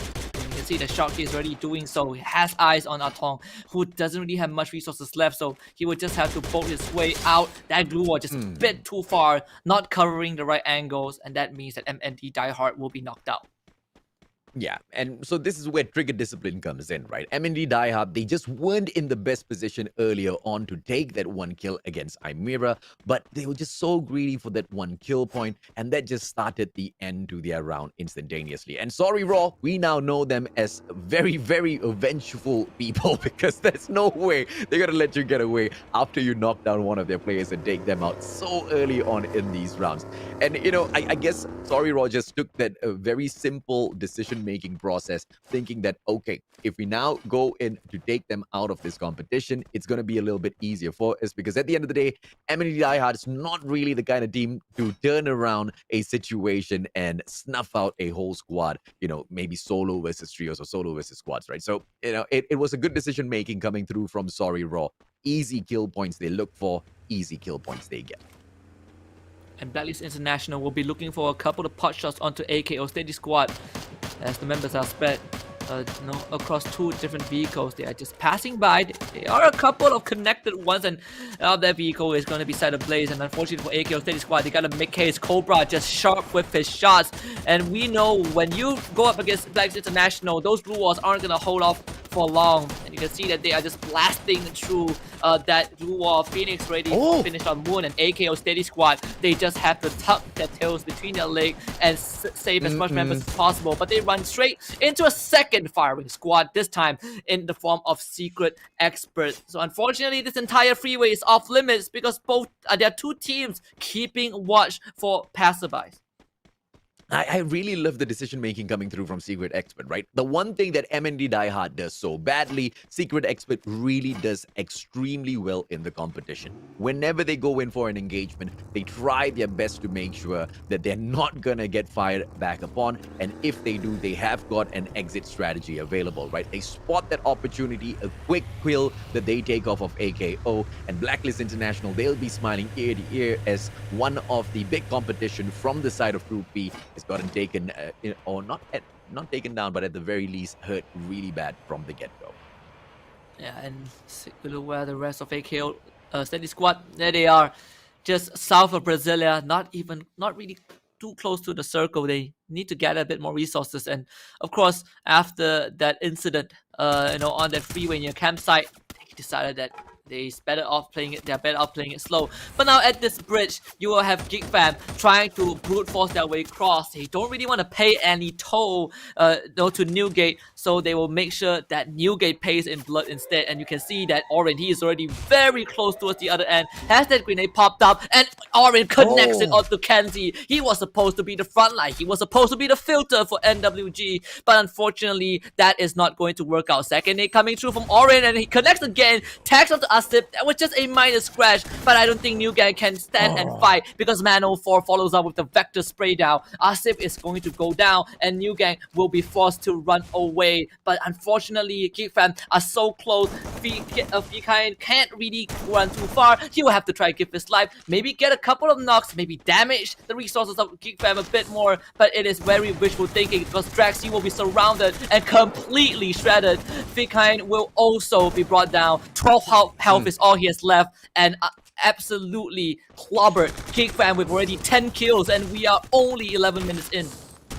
Well, Freedom Rumble now, they will start off the fight up against Icon, and a good nade coming through from Too Fast as he takes down two players, and is shut down onto Mio as well from the one and only Vegeta. And Yun, the final player, can he go in? Oh the my backup? goodness! That is an absolute no, as Vegeta with the simple use of that submachine gun sprays them all down. You know, going back to New Gang's play earlier on, it's easy to see exactly what Drex was trying to do, right? He was running the hacker's eye. He tried to tag up the players, but the one thing he did not expect was for that team to be the players of Geek Fam. And Geek Fam, they don't care if you tag them up. The moment they see an opportunity out there for a couple of extra kill points, you know they're going to be pushing all out. And it's just an unfortunate situation that Yu Gang ended up in earlier on. But Icon getting taken down that fast, I just did not expect. Perhaps Vegeta setting up yet another MVP for himself, Aske.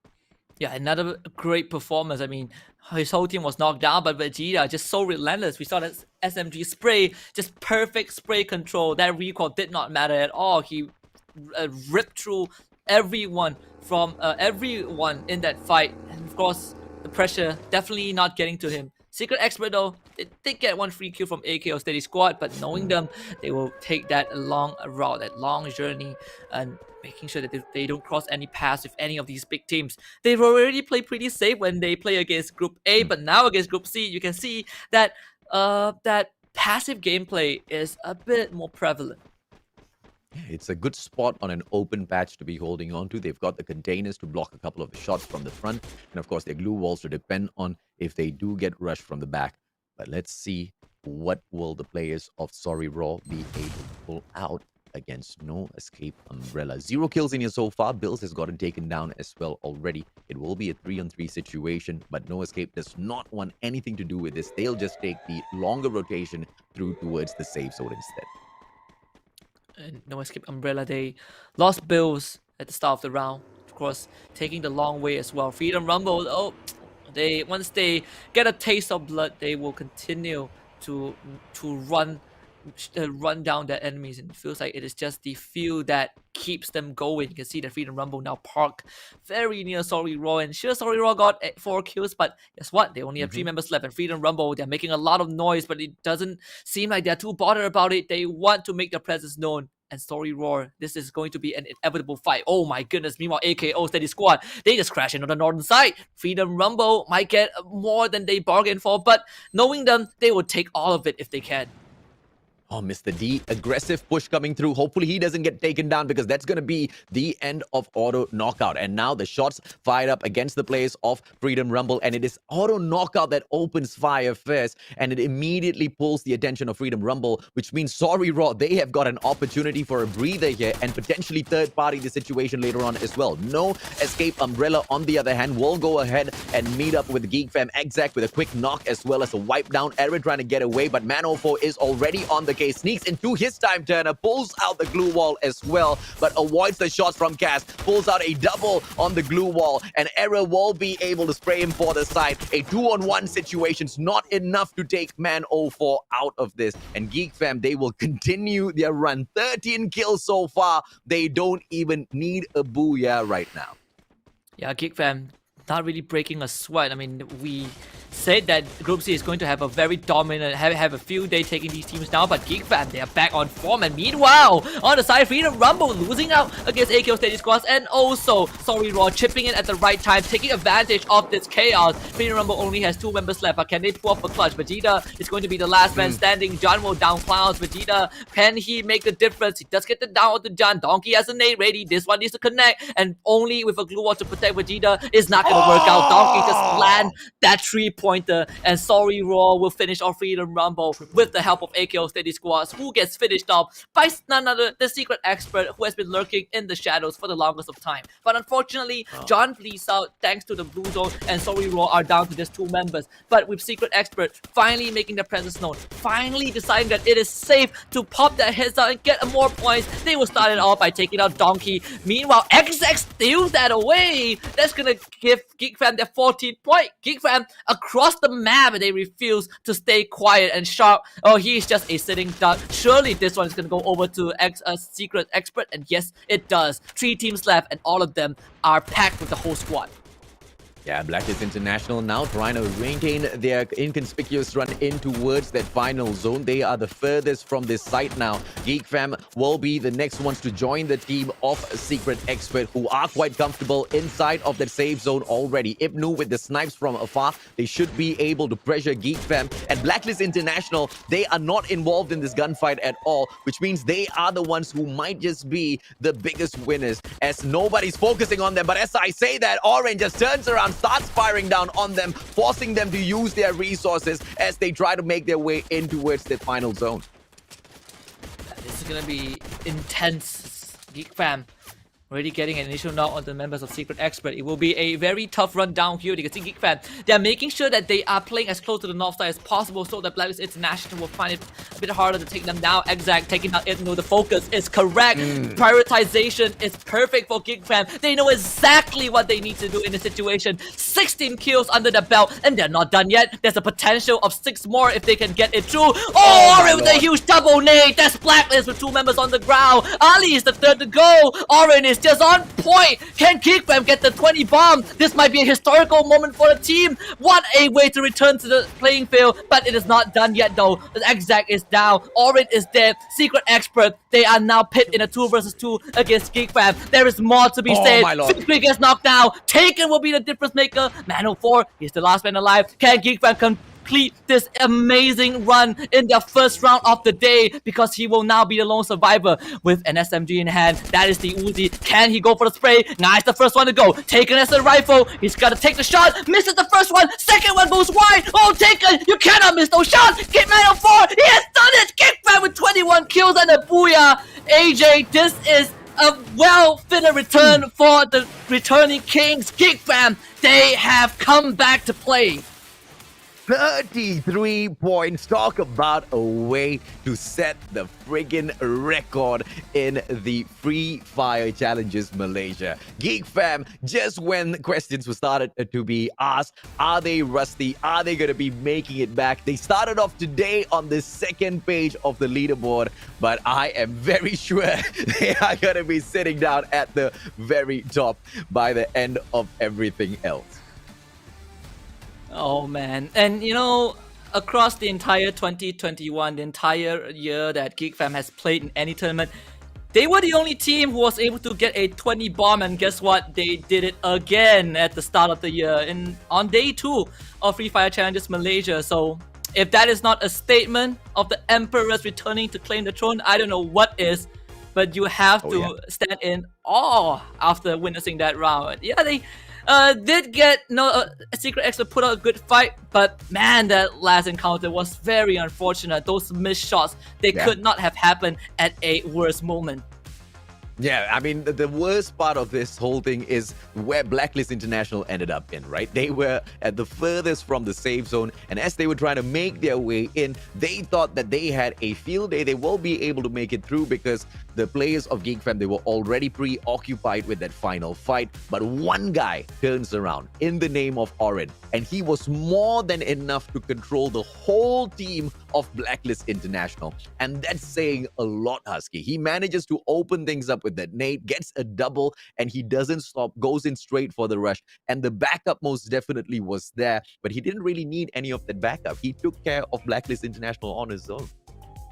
And he really proved that he's worthy of a spot in Geek Fam. Started off with Legend, kind of a meme guy on a bike, went on to Freedom Rumble, showed out some good numbers, and now in Geek Fam as a Grenadier, man, this guy has really moved up the ranks. But now with that round win, I think there is no question that Geek Fam has gotten a lot of points. And in fact, with that 33 points, they have temporarily exceeded Team Princess by 1 point in the overall leaderboard with 77. Of course, we're not going to show that until after Game 4, but that's just kind of a premonition of what Geek Fam has already accomplished in just one round. So basically, in one round, they went from the 10th spot all the way to that number 1 placement. One round. And if Geek Fam wants to continue this run, all they need to do is just prove themselves out there and show us that they are just not rusty, right? And goodness me, if Blacklist International, they were popping off and showing us the consistency yesterday, I've got no doubts whatsoever that Geek Fam has got a lot to come in here and prove themselves as well. And of course, as we started this particular round off, it was a very weak fight set up by MND Diehard. They started things off by teasing Sorry Raw, taking down the one and only Imira, and that just brought on hell upon them. Yeah, and you can see that this match is we're probably going to see a lot of Geek Fam, right? They put on so many numbers. I mean, Blacklist International, they had a couple of moments, but overall, they got the pick off of the AKO State squad. Secret Expert did the same, so at the end of the day, it felt like we didn't really get to witness too much of any other team, well, other than them getting taken up by Geek Fam. as the round continued, the Geek Fam just could not be stopped. Freedom Rumble also had a couple moments of glory against Icon, and of course this one is in the hands of Vegeta, who was able to finish off what his team could not, and really just putting the nail in the coffin in this struggle. But as the game progressed, Freedom Rumble were not able to hold on, and it was just Geek Fam who took over. I'm just waiting to see the Akimbo Uzi to pop off in the competition, and that's just going to be it, man. People like Vegeta, they are just not going to be stoppable anymore from that point on. And of course, towards the very final fight, Vegeta was almost in a situation where he could have picked up Clowns, but it was a good nade by Donkey that just ended that round for the both of them. And sorry, Raw, I'm just shocked to see them in that final zone.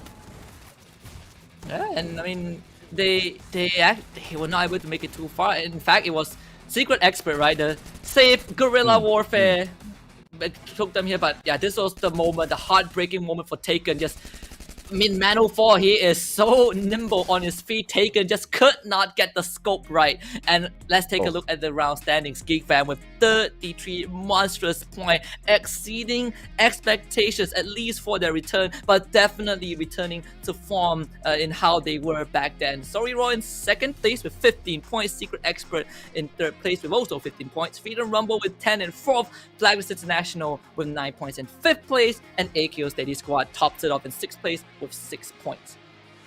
Yeah, on the way not just to the top, but on the way to reclaim their titles as the kings of Free Fire. Not just for Malaysia, perhaps, but throughout the whole world. No Escape Umbrella, ladies and gentlemen, boys and girls. This time round, in the 7th spot, they only get 4 points from their placements.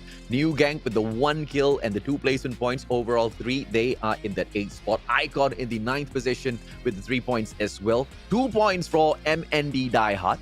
Not too bad. Argon MY, obviously, with the way they started things off against Geek Fam, they're not too proud, but with the 1 kill that they did manage to steal off of Geek Fam against Devora is all they managed to get in the 11th spot they are. And Devora, the unfortunate one in this round, as they got caught between so many teams. 3 teams, I believe, with New Gang finishing that last player off. They take back 0 points in the 12th spot. Yeah, they only spent 2 minutes in this round, and of course 30 seconds was them dropping off the plane, and the rest is history. Is trying to run away from a shooting gallery, set up by 3 different teams. That is going to be the story. I mean, by the end of game 3, we just reached the halfway checkpoint, and with Geek Fam already showing up so strong, I wonder if this is going to be the case moving forward in the last 3 matches. Group C will remain on stage until the end of the evening, but for Group B, they only have 1 round left, and that 1 round is going to be really crucial. We wanted AKO Steady Squad to show up, but the only thing that showed up for them was their death on the kill feed, so that's not really what we were looking for. There is still 1 round of chance though, and hopefully they make use of that. And of course, Secret Expert will be taking the best use of this round. This will be their final round as well, ladies and gentlemen, boys and girls. Let's see if they can continue climbing up the leaderboard. We're going to take a quick short break. When we come back, the second half of the competition.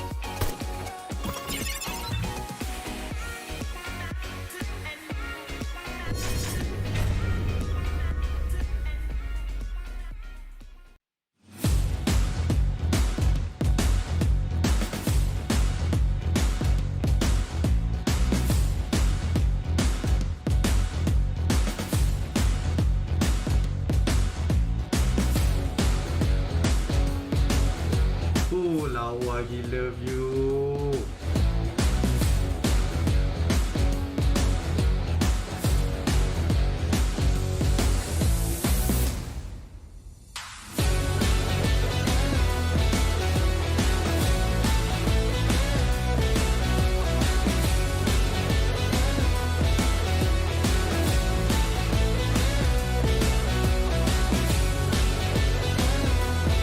Kalau dah terpekik macam ni, sememangnya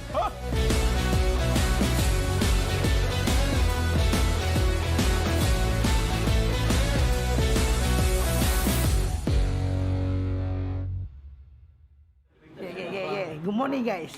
Sesi fotografi. Let's go. Artis Free Fire on the way.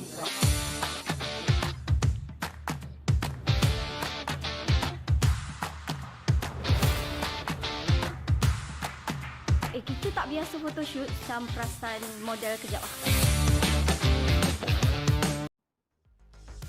Welcome back to the Free Fire Challengers Series Malaysia. My name's AJ. I'm the Mustachio down here with the one and only Husky, bringing you guys all of the hottest of action. And the hottest action today is being delivered by a team who used to be known as the Kings of Malaysia, the Kings of Free Fire, the one and only Geek Fam. Once again, dropping that 20 bomb, picking up a total of 33 points with just one round, putting themselves back in the race for that number one spot, Husky.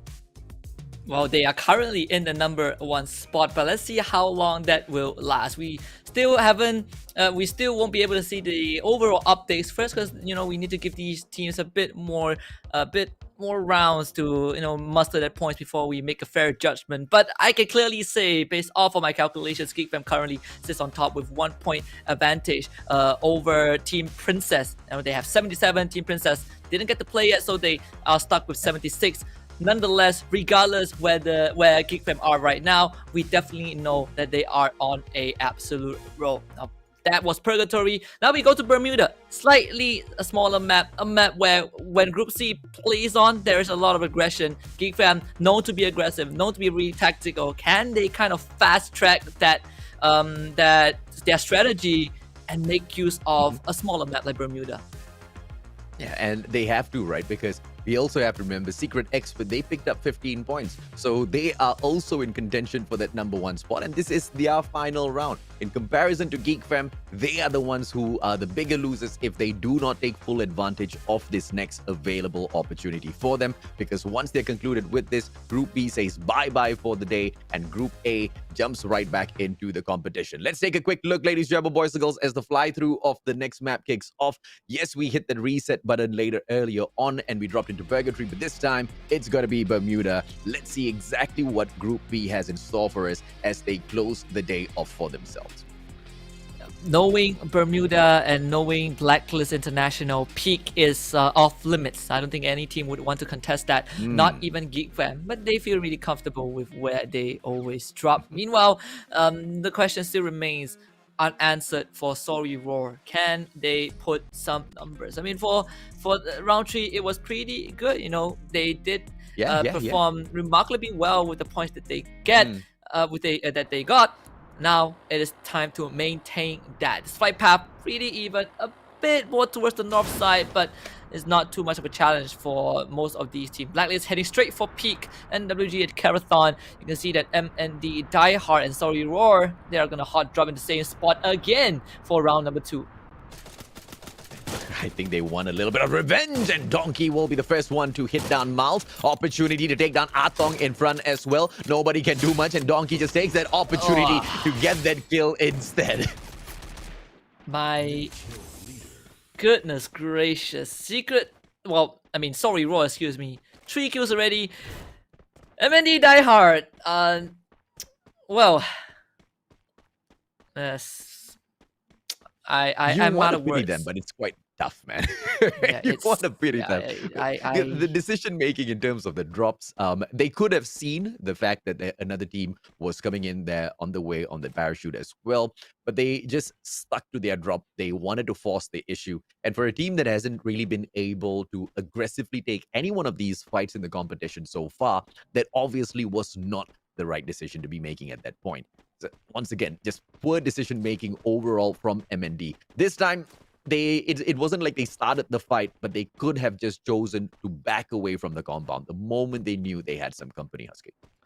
Yeah, I could have completely avoided it. I agree. And for Sorry Raw, it's 3 extra points, well, 3 free points for them. And they're off to it's another great start, just like game number 1. I mean, if MND Diehard happens to share a drop zone with Sorry Raw, they might have to consider going somewhere else because this has clearly not worked out. Not on Purgatory, not on Bermuda. Sorry Raw just proves to them that they are the better team overall with how they take these kind of early engagements. Normally it's 50-50, but I guess for Sorry Raw, it almost felt like it was certain from the get-go. Yeah. And of course, the happiest person in this whole equation is Imira. Didn't really get to play much in that round. And this time, being able to take that kill early on against the team that initially knocked him down, he most definitely is smiling year to year. Let's see if or not that is enough adrenaline pump through their veins to send them all the way in towards that final zone. Icon, on the other hand, Observatory is the compound they hold on to right now, and it just doesn't seem to be a case where there's anybody else around them, so they should be able to loot up this area and prepare for the next engagement. And this is the team that has been doing all right in the competition so far. But all right is not really great overall because they are just hovering around that 12th spot. And if they don't find some of those ways to get a few more placement points for themselves, they are going to be suffering, right? And I say placement points mainly because they are maintaining quite the good balance with the kills that they are getting. It's just that they end up not making much of their rounds, Husky. And hopefully for Icon, they will be able to play a slightly slower round this time. I mean, they fell in the hands of Freedom Rumble previously in game in round 3, so that was kind of a unlucky situation. But guess what? Devora, oh boy, Skeek fam once more coming to Remnant Village. And oh my. in game 1, Devora didn't have a good opening. They got caught by 3 teams, but Geek fam itself is just enough. Look at that, Orin. He's gonna chase down Devora. Fikri has already found Cyber, and I think Devora is living on borrowed time. Orin, he is the nade master, the grenadier, so that is gonna work out. Nikki tries to go for a flank, but he's also gonna be knocked down. Man04 getting challenged by Ash, and Ash with the bob and weave around the blue walls has no more to work with, and Man04 will just win it hands down with the double vector. And guess what? Only Jim Quest is left alive, and yeah, he is already out of there. I do not think I have ever seen any other Free Fire team with the movements like the sorts of Geek Fam. You spot another squad out there, the first thing you do is look for cover and plot out your path as to how you're going to take this fight. Orange spots a player, and he doesn't spot the player right in front of him. He actually spots the players, from across the sea, not across the sea. They were on the platform. And he just makes a beeline straight for them, pulls out the beat, gets a little bit of an extra boost in his speed, spots a player a little bit closer to him, does not hesitate, straight up runs in there for the takedown. Absolute monsters Geek Fam are. But it just looks like they are showing us a clear picture as to what sort of momentum they want to take in this match, right? They're starting things off super aggressive. It looks like they want to outdo their previous round. And you definitely have to feel for Devora. They didn't ask for this. At least, game 3 was unfortunate. Game 4, it was just Geek Fam running straight at them. And look at how far they forced Jim Quest to run. This guy is swimming in the ocean, so it's gonna take him a long time before he makes it onto dry land, and maybe he might not even make it at this point. Not much resources to work with. No, island to make a pit stop if his health starts ticking down, and definitely an open target if anyone spots him, taking a dip in the waters.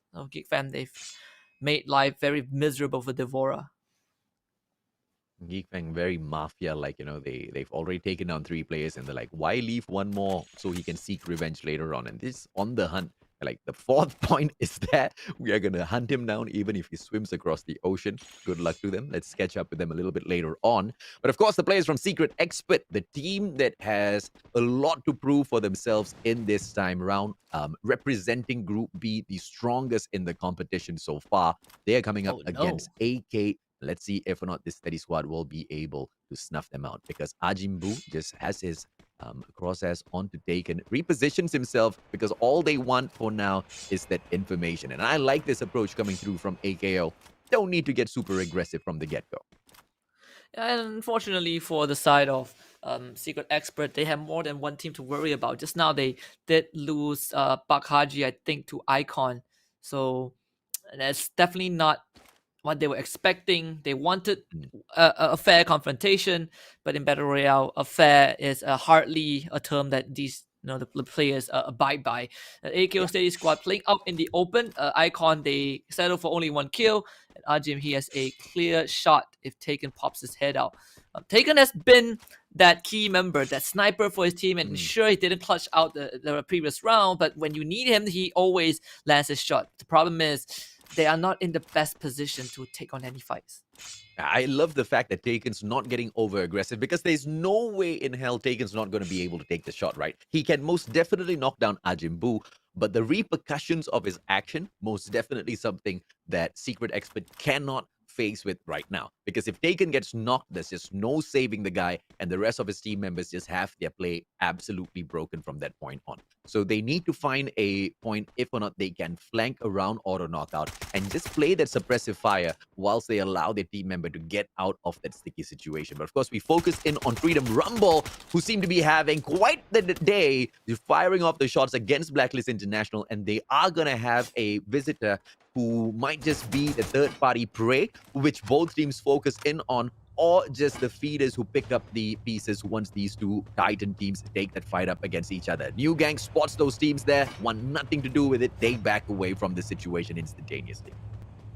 And WG will, poke and prod at Blacklist International, but seemingly they want to go up high ground, and Blacklist International just staying at peak. That is where their comfort zone is. A big mansion, a lot of resources and cover, and very hard to push into as well. So New Gang will probably play at the outskirts while Blacklist International maintains their cover and the comforts of their shelter. We probably won't see NWG make much moves until the Blue Zone forces them to. Icon though, they are slowly moving around the side of Bimak Sakti. But early on, they did get a kill onto Secret Expert, so that is definitely going to impact where they decide to move next.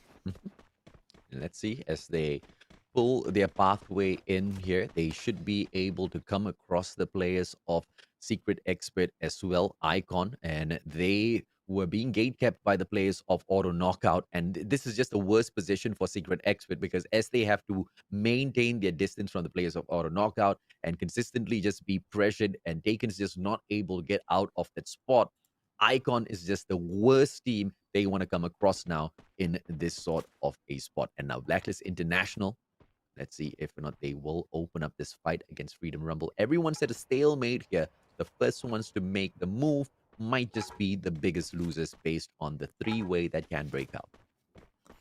And seeing the 3 teams on the map, you can be sure that Freedom Rumble will be the aggressors pretty soon. Argon and Y going in for the push. Oh, Drax completely out in the open. Doesn't have the time to run to work with, but look at that. Pedro is going to go in for the push. And everyone from Argon and Y, they are just forcing Drax into such a bad position.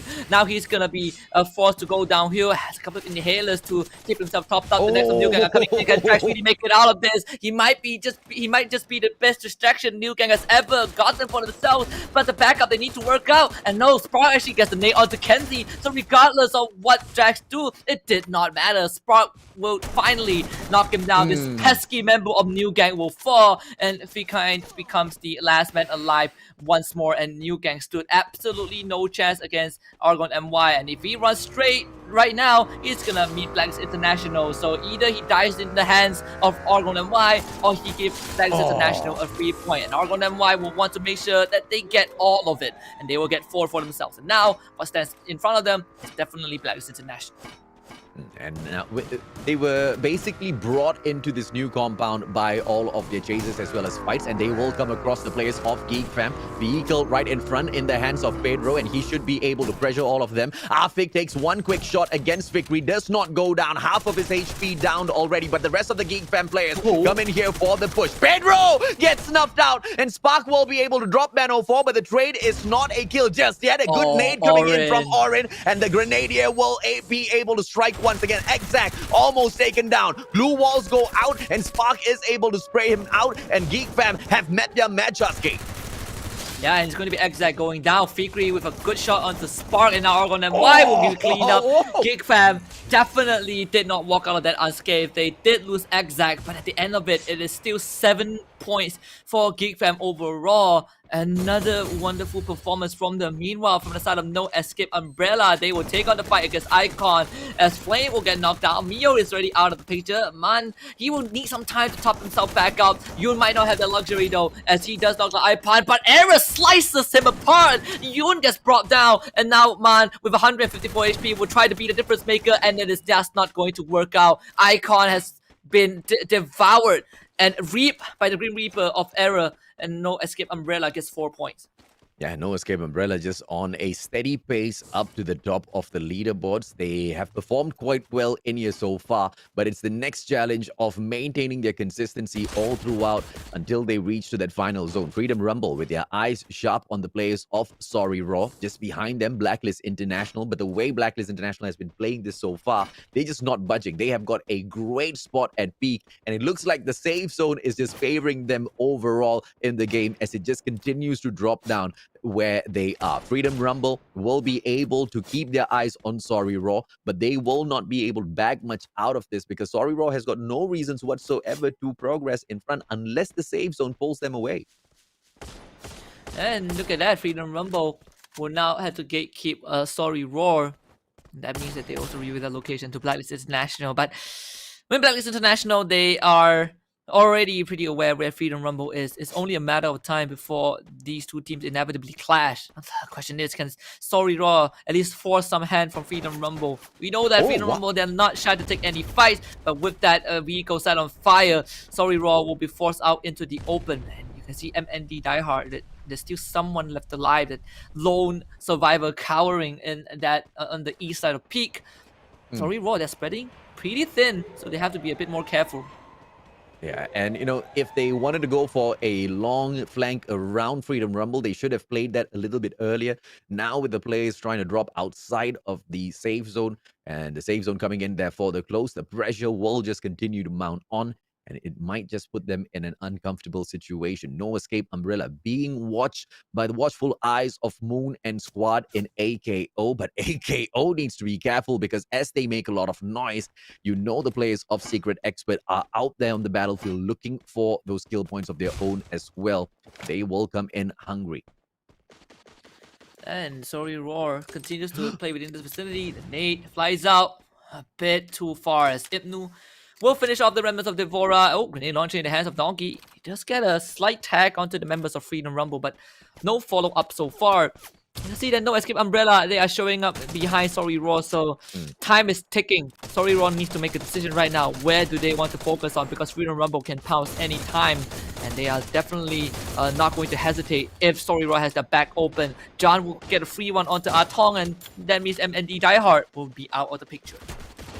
Mirror opportunity, and the players from No Escape Umbrella cannot do much against her other than just back away, holding on to a great position now, the players from Sorry Raw, but they cannot waste too much of time because the next safe zone will be forcing them to move, and they're quite far away, especially Imira, and the rest of the players are coming in here for the push. Auto Knockout on the other hand starting things off against No Escape Umbrella, and it looks like that grenade was more than enough to tag them up, but the follow-up is just not coming through, and Mr. D now cooking one up, but here comes Ivan to spray him down, and Mr. D just didn't expect that to pan out in that way. No pun intended. Moon with the great nade to respawn and manages to take down iPants, but needs to be able to get himself a couple more as the rest of the players are just nowhere to be seen on the screen.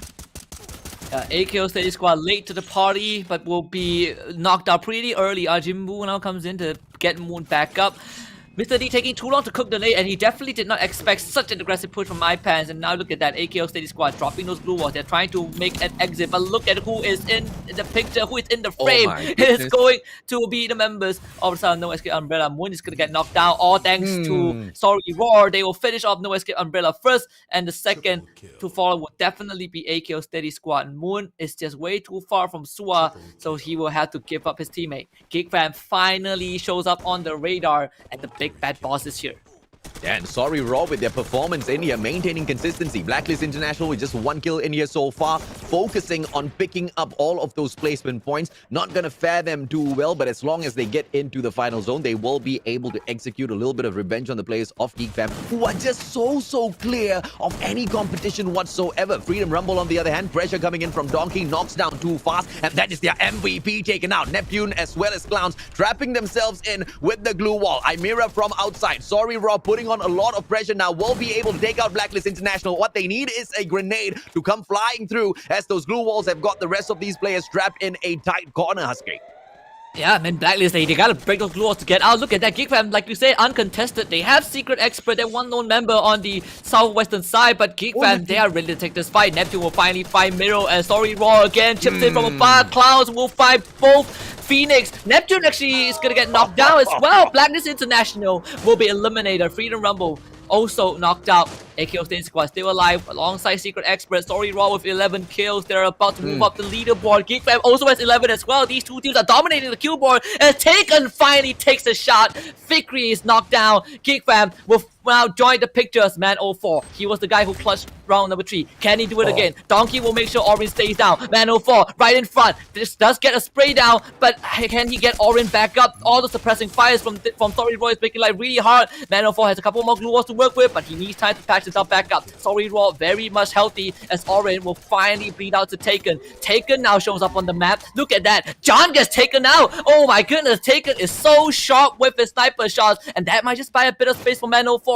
Sharp will go for the revive onto John. Now he peeks out, but Taken has a cover behind that tree. It is a slight stalemate. Swa! Oh, the backstab from Swa! He gets one. Can he get more? The time turn is there. Swa with the hero play. He wipes out everyone, and he will trade his life. Taken makes it happen, but it's Man 04 again. He has done it once. Can he do it again? It's between him and Taken. Taken failed the first time, and he will fail once more. Man 04 wins this 1 versus 1 2 times in a row, and of course, it's Geek Fam with another booyah.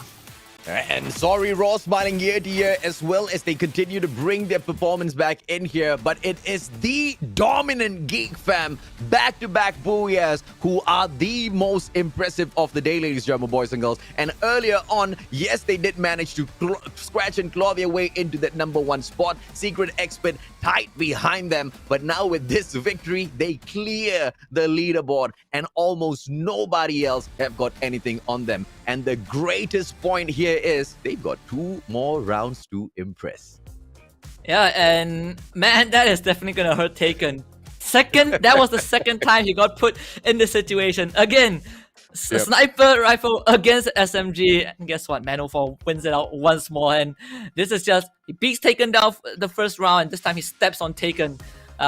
It's gonna sting when it comes down to individual morale, but overall, I think Secret Expert did a pretty good job. But man, Swa also was the difference maker, the X factor. It was a stalemate. Sorry Raw had a good chance, but they forgot that AKO State Squad still has 1 guy left alive. And, you know, it was just in the perfect breakdown for the part of Geek Fam, right? Because with the way the zone was going on, everybody was in the compound where Blacklist International was already. They picked a super safe play by dropping into peak and basically not going anywhere. They just played possum. They wanted to play campy throughout the whole matchup, and they didn't manage to bag a lot of kills in that final zone as well. Overall, managing to play survival, but not really impressing at all with those skill points, Sasuke. Yeah, absolutely not. Even Secret Expert felt like they did a bit more in terms of taking those fights. And sure, it was very sneaky, it was very dirty, but whatever gets the job done, you know, Secret Expert, they know best. Let's take a look at the highlights once more. This time, it's not really a complete Geek Fam highlight reel. We get teams really showing up across the board, and even though the ending ended with Geek Fam with a deja vu performance between Man 04 winning against Taken, we get Sorry Raw in the picture as well. They also bagged double-digit kills by the end of the day. Yeah, we kind of highlighted this team initially because out of Group C, Sorry Raw was the only one who was not really hitting hard. And today, they open up quite well. 2 back-to-back rounds where they do end up performing. And the question is, can they continue the same run against Group A as well? Sorry Raw has proven that, the Titans of Group C this time round on day number 2, after that warm-up that they had yesterday with their lackluster performance, was more than enough to read those plays and really find some of the tune in here. Argon MY with the early, exit from the battle against Geek Fam. I don't think they expected that fight to end up in that way, Aski. Yeah, I definitely think the same as well. This is where AKO Steady Squad kind of met a very put themselves in a very bad spot. Mr. D taking a bit too long, did not expect a push. Of course, Kazi was a bit over aggressive, but Sorry Raw was picking off the scraps from afar. Same with Freedom Rumble in this situation, runs into the hands of Cobra. Cobra gets the finisher, but Sorry Raw immediately clapped back. And of course, Man 04 again was the hero, but no one could overlook this play. Swa with the backstab, just perfect execution. And sure, he went down, but at least he got 3 points for himself. We were left with Taken against Man 04, and Man 04 just makes it look easy. Geek Fam with 25 points and a booyah. Sorry Raw with 18 in second place. Secret Expert follows with 13. AKO Steady Squad with 11. No Escape Umbrella and Blacks International both get 8 points in 5th and 6th place. And of course, the 7th spot this time by Freedom Rumble. No consistency, but they do manage to pick up the placement points for themselves with the survival, 6 points overall. Argon MY in the 8th spot with 5 points. MND Diehard doing slightly better with the positioning this time. And of course, 9 points. Sorry, 9th place they pick up for themselves with the 3 points. 2 points each for Icon as well as Devora as they manage to slot themselves into the 10th and 11th spot. New Gang bagging absolutely nothing from this round as they exit early with 0 points. And that is going to be the end of Group B's run today. AKO Steady Squad seemingly looking as slightly more consistent than yesterday, but the standout was definitely Secret Expert. They have been able to keep their heads up high and keep their heads above water every single round, regardless of who they were up against. That safe playstyle is not broken, and like you said, they didn't fix it. In fact, they refined it. They improved on how they approach the games. They got a bit more kills than yesterday overall, but the placement points, they play a huge part in Secret Expert's run. So I definitely am impressed, but that's going to be the end of the week for the teams from Group B.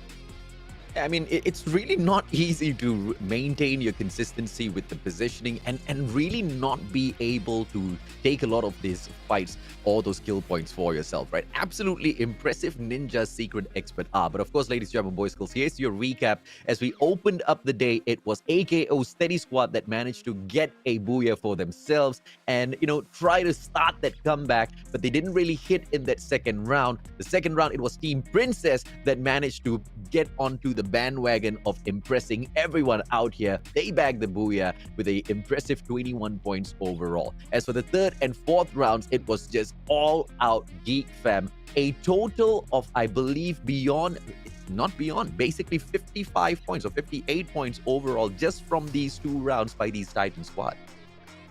Yeah, basically, they got more points in 2 rounds than a Secret Expert in the entirety of day 1. And look at this, 102 points is the current accumulation for Geek Fam. Secret Expert is in second place, but they've exhausted all 4 rounds for today, so they only stick with 92. Geek Fam can continue to go up, 57 kills, mind you, and of course Secret Expert most placement points.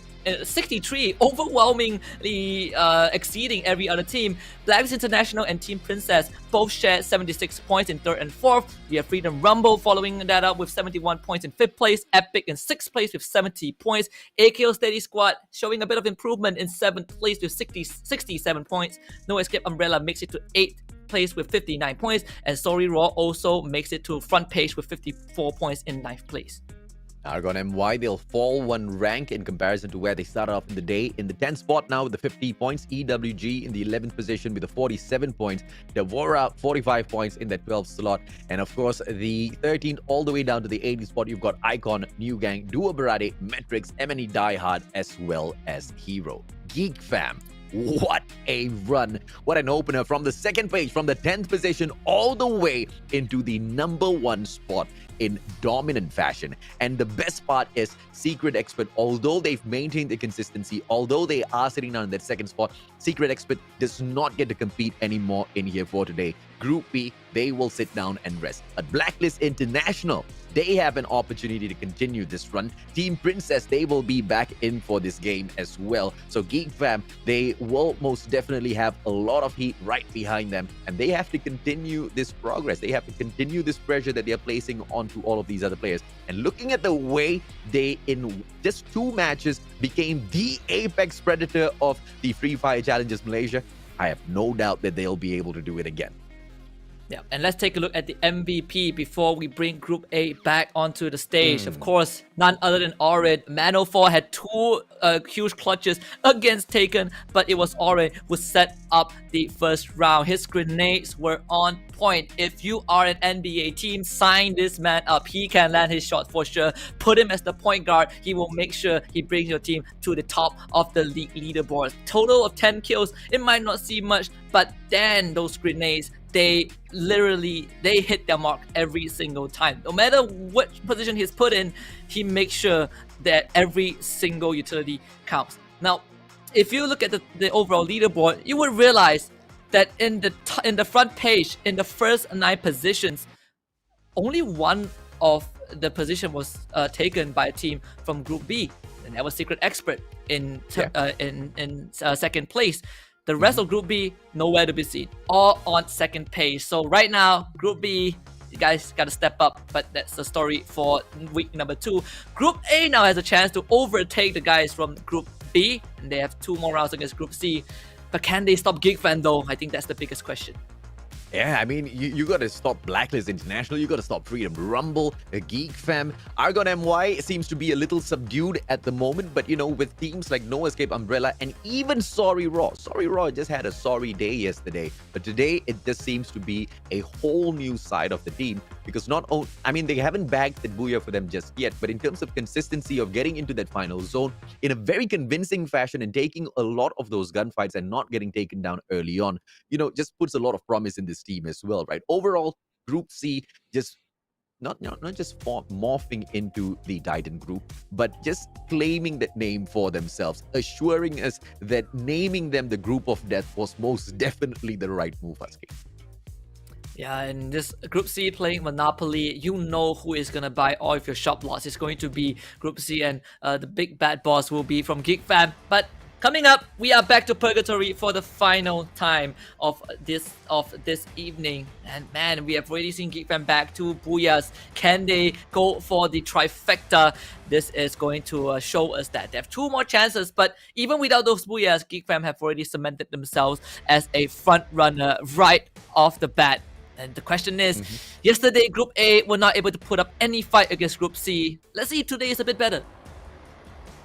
Let's see if or not they will be able to make that change. EWG as well as Argon MY, they will share an island, and unfortunately, they share the exact same drop spot, ladies and gentlemen, boys and girls. Geek Fam will be breaking away from the rest, and I believe they are heading straight in towards Central, and you will see a high concentration of teams just beyond on the right-hand side with Freedom Rumble. You do have No Escape in here for the mix, as well as Dua Barade. Let's see if or not they will be able to get out of this position unscathed. Argon MY, they have now an opportunity to perhaps start a better comeback for themselves against the players of EWG. And the first contact will take place at Lumber Mill. Pedro will be the guy who takes the first couple of shots. Kusimantai, he will play from afar behind those containers, those shipping containers, with a rifle. Scope is also there, but again, early on, there's not much attachments to work with. So for the side, or for both teams, they have to approach this slowly. We've seen Argon MY when they first debuted, their approach to these kind of flushes isn't really the cleanest. They do make some careless mistakes every now and then, but ever since, across the few months, they have definitely improved towards the tail end of 2021. Now it is kind of a revision of that. Can they put it into practice? Did all of those, tournaments, all of those failures teach them something? EWG is a new team, at least in this league, but they can definitely hold their ground when needed. Argon MY in the past 2 rounds only picking up 6 points for themselves. They most definitely will not be too excited about that. And EWG with a very clean maneuver out of this situation, and they do not have to worry about Argon MY coming in here for the chase. But no escape umbrella on the other hand, with Eric going in there to tag up a player. And the main reason why he wants to make so much of noise, ladies, gentlemen, boys and girls, is because of that attachment hack his eye. And now he has got the marker onto Clowns, and the information is given to the rest of those players, but he hasn't managed to tag anybody else up. And Freedom Rumble, they do have one guy flanking all around, and let's see if or not they will be able to pull this maneuver off, because the rest of the Freedom Rumble players all stuck in just one compound. If you want to stir the hornet's nest, you better make sure you are geared up appropriately, because when they sting, they go straight for the kill. And you can see, just like you said, someone's on the flank. Pause for the same as no escape umbrella is error. But when we see these kind of formations, when we see a team going for the flank, the flanker cannot go down, and the glue wall is just not in position too fast, makes it work. And right as error goes down, the rest of no escape umbrella, they scramble to safety. The fight is over before it even begun. My, oh my, too fast is literally too fast when it comes to those grenades. And a very nice and easy kill onto Error for the side of Freedom Rumble. Too fast not even fussed about that, as he allows the rest of his team members to go in there and finish that off. Freedom Rumble managing to establish their dominance very early on, but it's just that one kill that they'll have to stick to, because the opponents are out of there before they can even get. And that's kind of the downside of these positionings. Your scout or your sniper is in a very vulnerable position, and this kind of these kind of knocks definitely ruins the entire game plan. And for No Escape Umbrella, they had to learn it the hard way, but you know, you always have to be prepared for the risk. And the return this time is definitely a net negative for the team. EWG was able to disengage, so we won't be seeing them taking on Argon MY. They did get an early vehicle just now at Lumber Mill, so it's lucky for them. This time you see Blacklist International, they will hang on in Brasilia. Epic once more dropping at Moat House, but they will have to move slightly earlier compared to round number 3. Gig Fam will be taking on the Southern Island. So, pretty much uncontested, at least for now. But Metrics, they might make contact with EWG. Yeah, and the way things look, it just seems like Blacklist International will come across Geek Fam a little earlier than they anticipate themselves to, and it doesn't look like it's going to be something good. Blacklist International better be ready for that battle. As far as Metrics is concerned, players of EWG will be running directly towards them, and Freedom Rumble on the way as well. So potential for Freedom Rumble to start firing off at EWG first. A lot of noise to be made, and Metrics being able to take over the situation. But no, as just fate will have it, it will be Metrics running straight into the players of Freedom Rumble after Raven just passes that information back on. Glue walls being pulled out by Freedom Rumble just to protect themselves a little bit more. And Metrics with the information given by Raven. So is this a fight that they've taken a little bit too early? Because here comes a flush from the players of Freedom Rumble now. Yep, and the army is about to swoop in. The army Hornets, they have manned their positions, and the flush will be systematically commenced. Metrics, you can see that they are starting to cower a bit behind those shipping containers. In fact, trying to get by as much distance as possible. Completely going for the retreat. They don't want to take any chances against Freedom Rumble. Perhaps for the better, but Freedom Rumble, they realize that Metrics is running away. They're going to try and take a couple of shots on these members. But thankfully for Metrics, so far, none of those bullets have connected, and the retreat is successful. It's a terrible opener by Metrics. They start a fight that they just do not want to participate in. And Argon MY, they are hearing all of these gunshots, and they are going in to see if or not they can hunt down a couple of Metrics players. And it will be Troop who responds against Too Fast. Is he going to get taken down? Yes, he will be taken out of the list, ladies, gentlemen, boys, girls. Troop sends him right back towards the lobby, and Freedom Rumble will hurt. But Argon MY now close on the approach. Metrics needs to be careful, but they do have a good compound to work with, Husky. Couple of tents for them to maneuver around, and Mocha with the sight in hand. Spark turns the corner, downs Ribbon. with no second thought, and those glue walls gonna keep him alive for a while. Can Spark do more? Pedro from the other angle. The pincer maneuver is Oh my perfect, lord. and Matrix just gets annihilated in a blink of an eye. Argon MY finds a free mill, courtesy of Freedom Rumble. Of course, sure, Freedom Rumble lost one guy, but Argon MY lost the whole. Oh well, not our Matrix lost the whole squad. Spark is one of the best rushes. The guy rushes in there with his SMG, tags up all of those players, markers on the minimap, and Argon MY had that information to work with, and Pedro, just being the slayer that he is, stepped on in full-on information. All he needed to do was just be himself. Smart plays by Argon MY.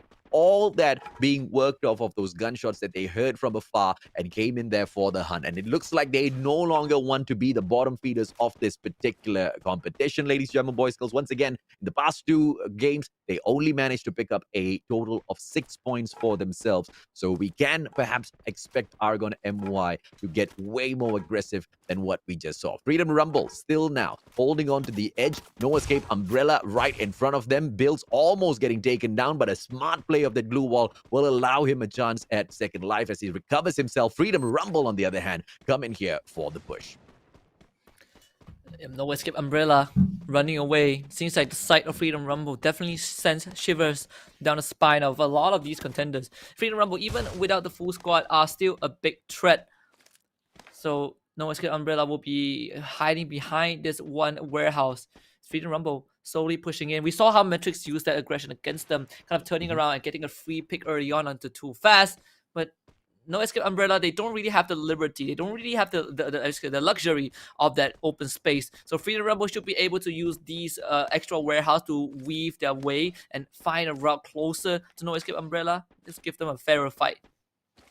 Yeah, and by the looks of Freedom Rumble's movements in here, ladies and gentlemen, boys and girls, they want to tease out and drag the players off No Escape Umbrella. We did see them running around with those mines as well, so it'll be an absolute terrible idea for the players of No Escape Umbrella to now come and push them. And if they do come in here for the rush, it might just be Freedom Rumble who picks the upper hand. Neptune now turning around. That shotgun will not be able to get anything as a smart glue wall pulled up by the players of No Escape. Cars comes in for a quick peek, but Clowns just knows his positioning. iPad takes Neptune out with the landmine, and it's just working the other way around. Freedom Rumble now going in for the chase. iPens will get sprayed down. Opportunity for Clowns, and that glue wall will survive with the players of No Escape for a little bit as Bill sprays Clowns from the back. But Freedom Rumble, they will get taken out just because Bills just knows no chill. Takes that backstep in the perfect of manner and manages to take out Freedom Rumble, who got super aggressive with that encounter.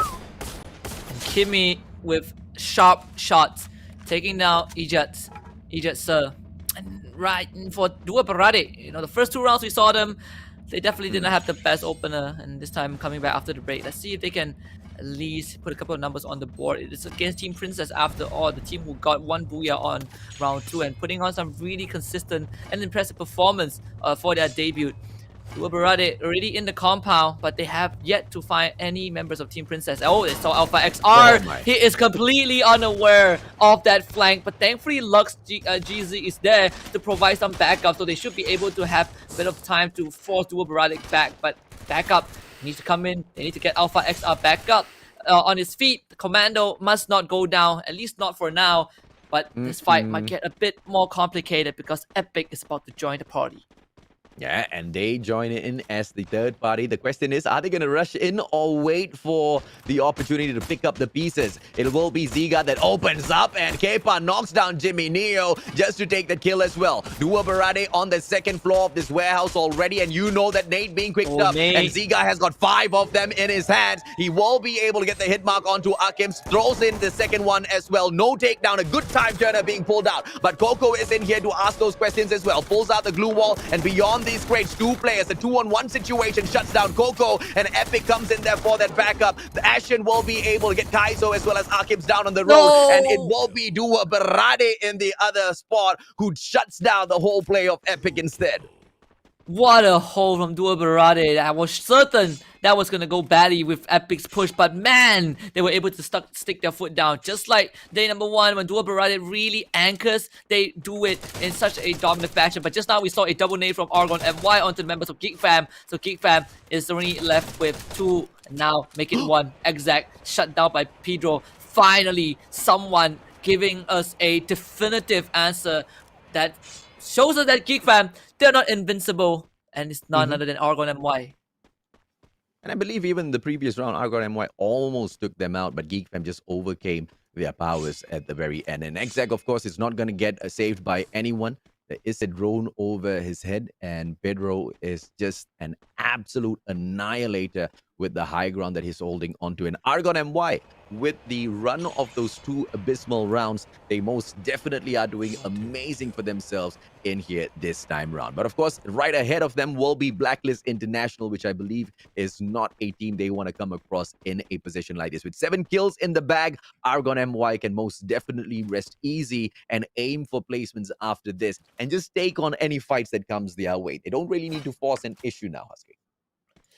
And just a quick note for Argon MY, they played the first 2 rounds with Afiq, but now Afiq is gonna sit on the bench. They bring in Arabic. This is going to be his debut in FFCM and competitive Free Fire in general. Let's see what values, what he adds to the team. Is it going to be a bit different in how Argon MY approach the fights? We are going to find out. So far, it's been working pretty well as they have 7 kills under their belt. Duo Barade pushing their momentum. They see Team Princess in their crosshair, and that radar is very much clear for Duo Barade to make that long rotation, but they are running straight into Blacklist International, so they gotta be ready.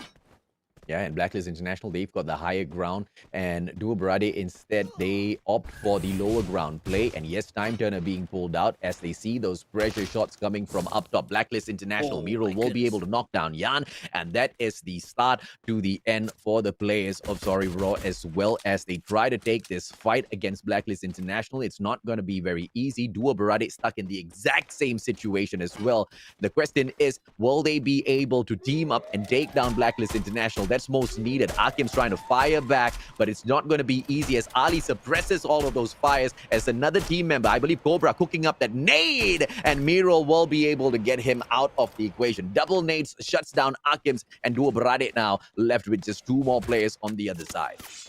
Blacklist International have 2 teams to deal with, Sorry Raw and Duo Barade, but they have Sorry Raw kind of sandwiched. It has to work out though. And so far, it is a 1-for-1 trade, a nade on one side and Cobra on the other. Blacklist International going in for a bit of a push. They do lose Phoenix eventually, and Ali was able to at least keep himself alive temporarily, but they need more than that. They cannot just settle for injuries. They need to go for the knocks, and Ali is the one who gets knocked down by Jan instead. Blacklist International being torn apart left, right, and center. Can Cobra salvage the fight? Miro is closely behind, but they need to make haste because Sorry Raw are looking so strong right now. The name will come through for Miro. Cobra, let's get the one down onto Aimira first. Shark now goes for the push onto Cobra. We're surviving with the inhaler and a couple of glue walls, but the blue zone is gonna limit his space to maneuver. Miro finds another knock onto Shark. Geekman gets knocked out off screen. Cobra comes in for the re-engage. They need to take out John, and he does not have much health left. Miro is gonna be able to finish off Shark, and John finally meets his maker. Cobra brings back some kills, and Blacklist International, they keep themselves alive.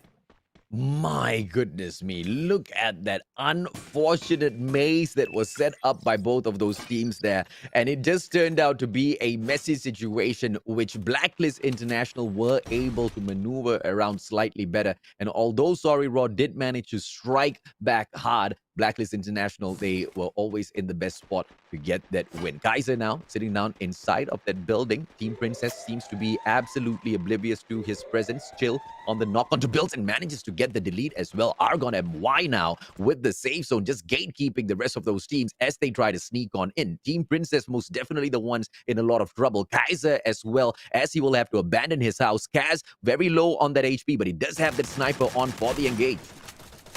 And Kaz will not be able to survive all these fire from different angles. So Argon MY still alive with the full squad. Pedro with 5 kills, leading the kill score.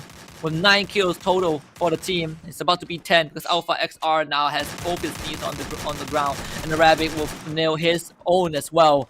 That is going to be kill number 10. Making 11, Sprout with a good nade, and Team Princess will be out. Dua Berade only has one last survivor, and Argon and Y, they're pretty much aware of that. But this circle will probably keep Dua Berade alive for a bit longer as Pedro needs to move. We see Sprout just now getting tagged, but thankfully he's not down just yet. EWG has bigger problems to deal with, and that is Blacklist International. And Dua Berade, the one sole player will not be making any noise as Argon MY sneaks on in towards this final zone. EWG taking this fight up against Blacklist International. Two-man team Cobra as well as Miral. One guy cooking up the nade already, but here comes Argon MY. They've got nades in their heads as well and in the best position to take advantage of this situation. Between this fight that is going on between EWG as well as Blacklist International. And Dua Berade, that one final player sneaking in for those placement points. The guy better pray that nobody spots him running out in the open.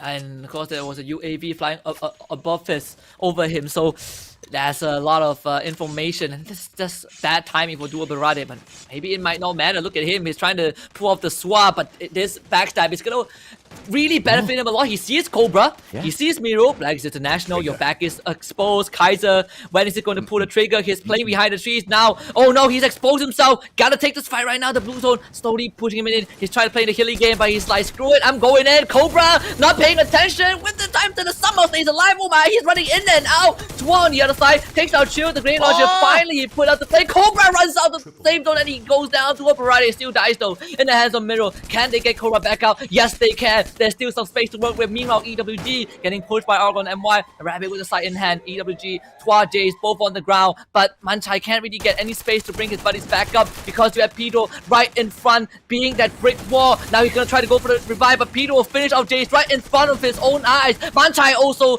goes down. There's no way EWG survives that, and Argon MY looking for the finisher. It is Cobra against the world. Can Cobra do this? He's gonna pop up from his nest. A Rabbit will be the first challenger. Pedro now from the side. The Glue is sufficient for Cobra, but is it tough enough to hold on? The answer is no. Argon MY with 15 kills and a booyah. They will finally make their mark. Oh, and this is a mark well deserved. After those 2 rounds, they most definitely motivated themselves enough, and a strong performance throughout. This is the team that hurt Gig Fam. This is the team that took out Blacklist in that final zone. This is the team that most definitely was the most impressive out there this time round. With each and every single one of the encounters, they weren't even in the best of positions in the first time they took that fight. But against Geek Fam, you know, the gods of RNG couldn't have blessed them with a better spot to put on a lot of that damage, Husky. And you know, we had a couple of teams getting booyah already over you know, the rounds that we've witnessed from day one, and just now, Group C, there's 6 teams in each group, and Group C, there's already 4 teams that have at least gotten 1 booyah. Argon MY, Blacklist International, Freedom Rumble, and Geek Fam. In fact, this is Argon MY's 3rd booyah, so they currently hold the most number of booyah in this league. Now, Escape Umbrella and Sorry Raw have yet to find it, but for Group B, only 2 teams have gotten booyah, AKO Steady Squad and Secret Expert. For Group A, it was only Epic and Team Princess. So we know that Group C, they're definitely the hit hunters. Argon MY took them a while, but they definitely came online. Yeah, and previously, I think when we got the spot onto Argon MY, they were sitting down in the 10th spot overall with their performance from yesterday. And yes, you did mention they got the 2 booyah from day number 1, but in day 2, it was just a lackluster setup that they kicked off everything with, right? Overall, just 6 points. They were definitely hurting from it. They sneaked into the 9th position, but it just wasn't enough for them. With this 1 booyah, you would think that it's enough, but it's not going to be, right? I mean, Geek Fam is all geared up to strike back as well. Freedom Rumble hasn't really eaten much today, and they most definitely want to pick up some for themselves. No Escape Umbrella with the consistent plays. And let's talk a little bit about Sorry Raw. From really not, you know, performing in the competition at all yesterday, it's a totally different team that we've got our eyes on today, Escape.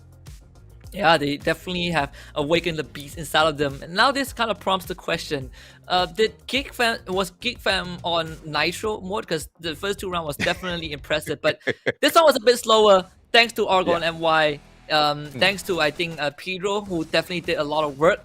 But of course, Yeah.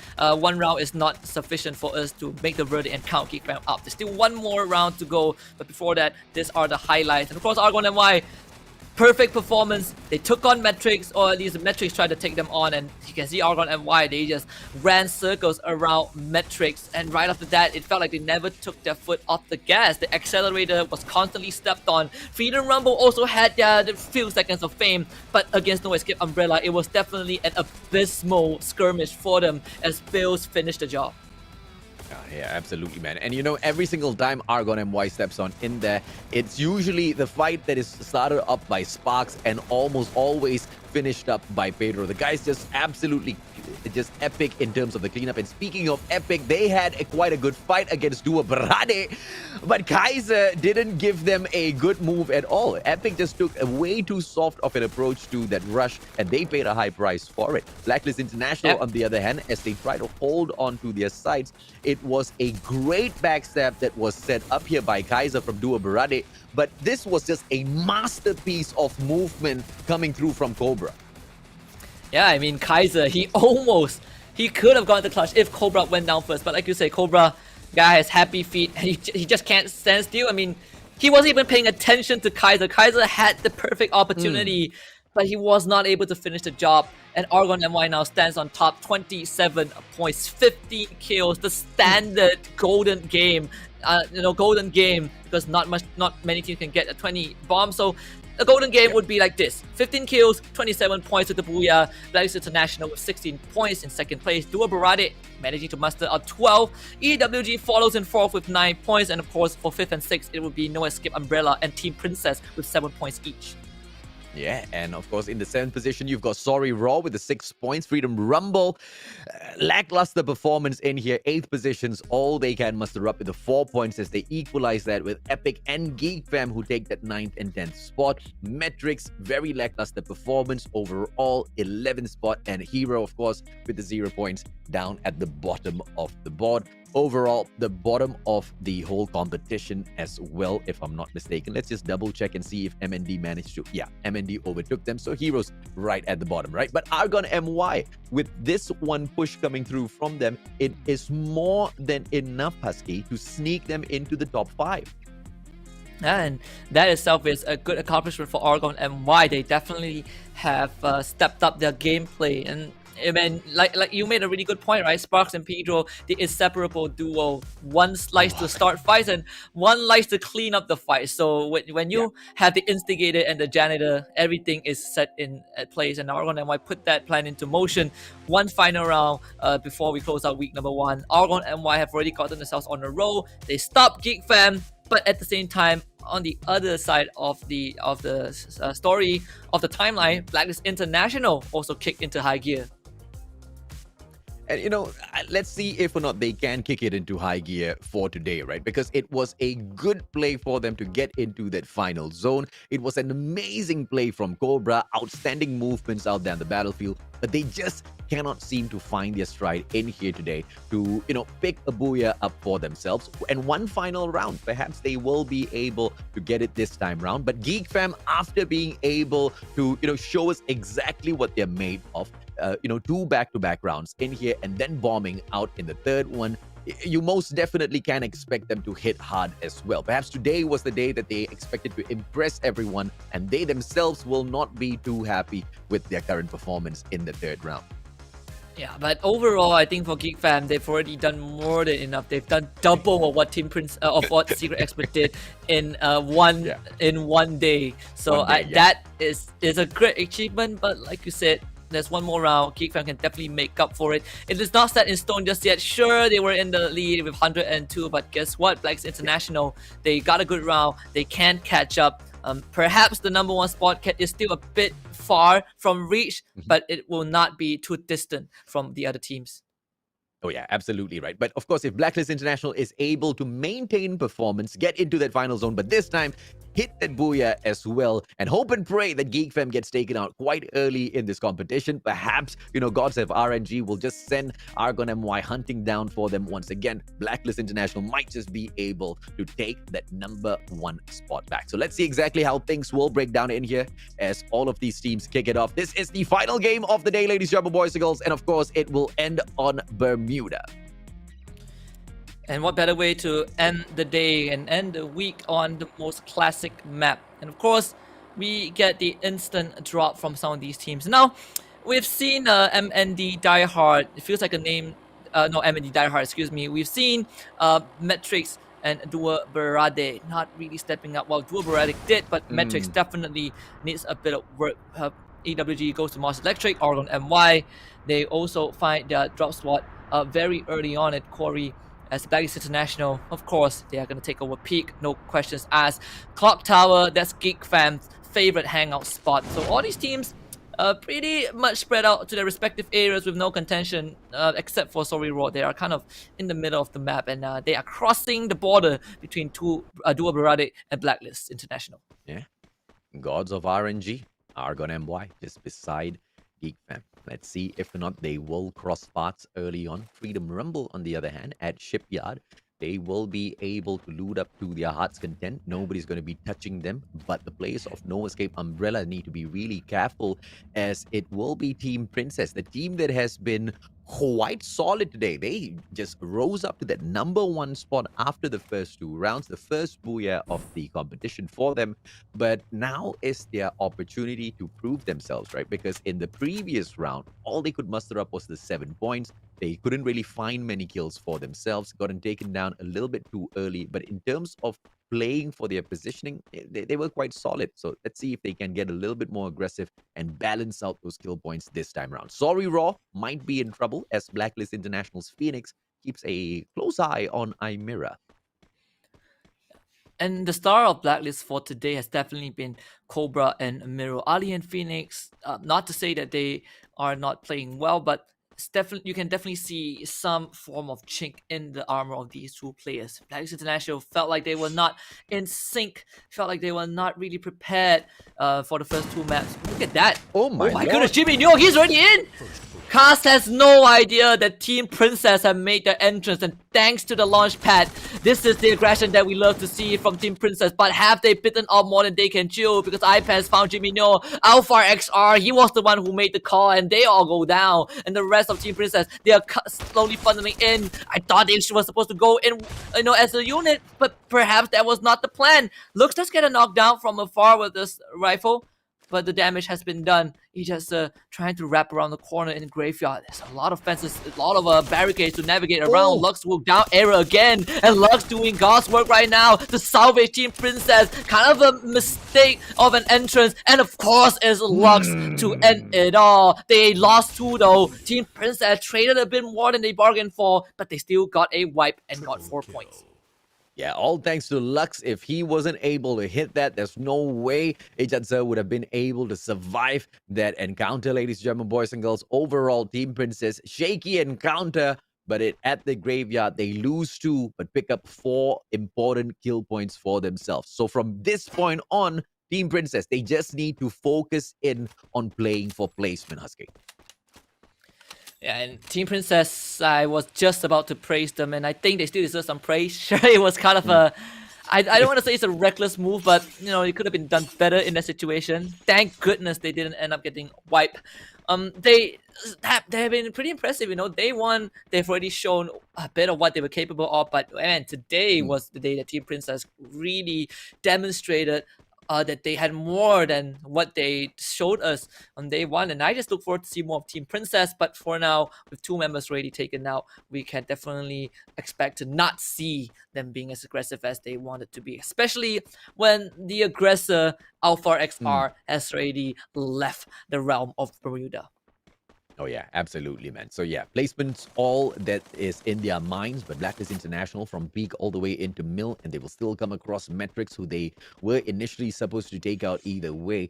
They shared, it drops on pretty close to them. Mocha, I believe.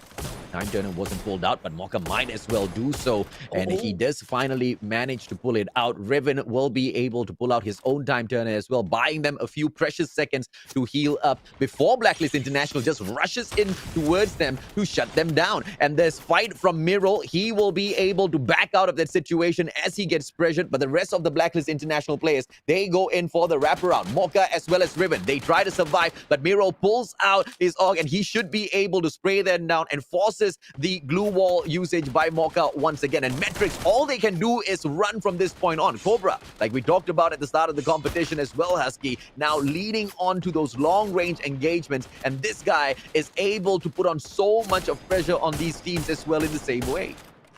And Ali will find Troop, and yeah, with Mocha down, this fight is already over. Metrics, they provided support through the form of long-range fire, but when you lose these aim fights, things just go really south. And in this case, they were not able to overcome Blacklist International. In fact, Blacklist International was able to wipe out at least 2 members from the side of Metrics. You can see Riot running away alongside his buddy.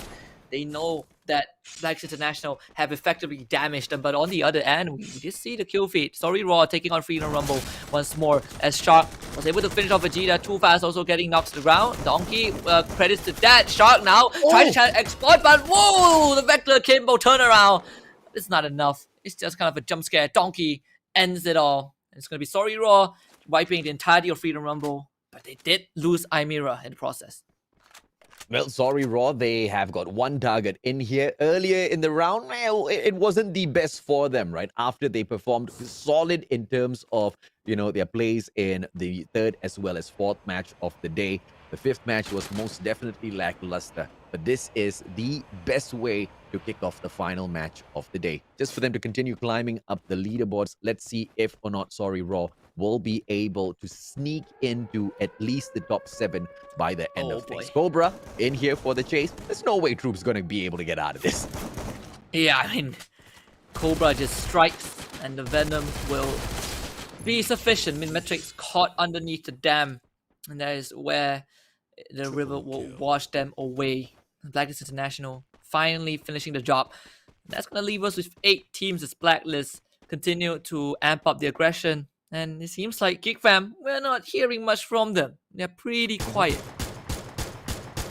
It's a good thing for Geek Fam at the moment. Every time they make some noise, it just seems to attract way too much of unwanted attention. Argon MY, cheeky shots by Arabic, just a little bit of a warning towards their opponents, and they back away instantaneously, not really wanting to take the fight up against Epic. More towards just forcing them away from their compound as they try to rotate in and look for a safe zone for themselves as well. Epic, on the other hand, with the rotation in towards Kota Tua, just splitting away from the one and only Ziga, and that might pan out a little terrible for them. Sorry, Coco. And Epic also pretty silent. I think. Do you think Geek Fam has expended most of their energy? The adrenaline. They does feel like that, right? Or maybe they just decided, guys, we have hit our KPI. We've hit our KPI of kills. We've got more than what we wanted. Let's just sit back and relax. Geek Fam's boss might have promised them, a really good supper if they have a great day. And yeah, you're right. They hit the KPI, man. 2 rounds, more than enough to impress everyone. Yeah, lackluster performance in the previous round. And right now, all they have to do is just sneak into that final zone. Pretty much play a game that they were setting up for yesterday. They should be able to be, ending this day with huge smiles on their face. I can't say the same for EWG on the other hand, because, at the moment, they sit down in the 11th position, quite a stone's throw away from where they were in that 8th spot when we started the day. Yeah, and you can see that. Let's see where the next safe zone is going to take these guys. Geek Fam, they moved from Clock Tower. Now they've made themselves south of Peak. It seems like in their way might be Epic. Geek Fam most likely will plant themselves there. We can expect them to be kind of the hub that a couple of teams might need to cross through. Team Princess very far on the west side. Sorry Raw will come in from Plantation. Lex International will kind of be the interceptor, but Circle definitely favoring Geek Fam, at least for now. Puts them in the center, but we'll see if Geek Fam will decide to stay there.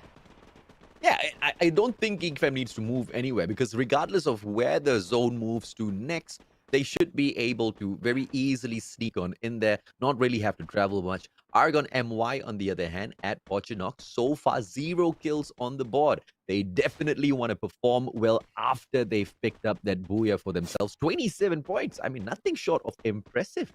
If Geek Fam did not hit that 20 bomb killer with the 33 points, Argon MY would have probably set the record for the day. Yeah, definitely.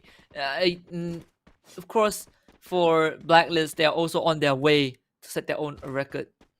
Now, 5 kills, if I'm not mistaken, so far. I mean, yeah, 5 kills. So they're still hanging out at peak. Normally, they don't really move unless they are forced to, and the only way to force them to move is the safe zone moving away. The other way is you take them all out. So we might see a clash though. I mean, Blacklist International, they are pretty close to Icon, and of course, one lone member of Geek Fam who is on scouting duty. This might be this is crucial for both teams.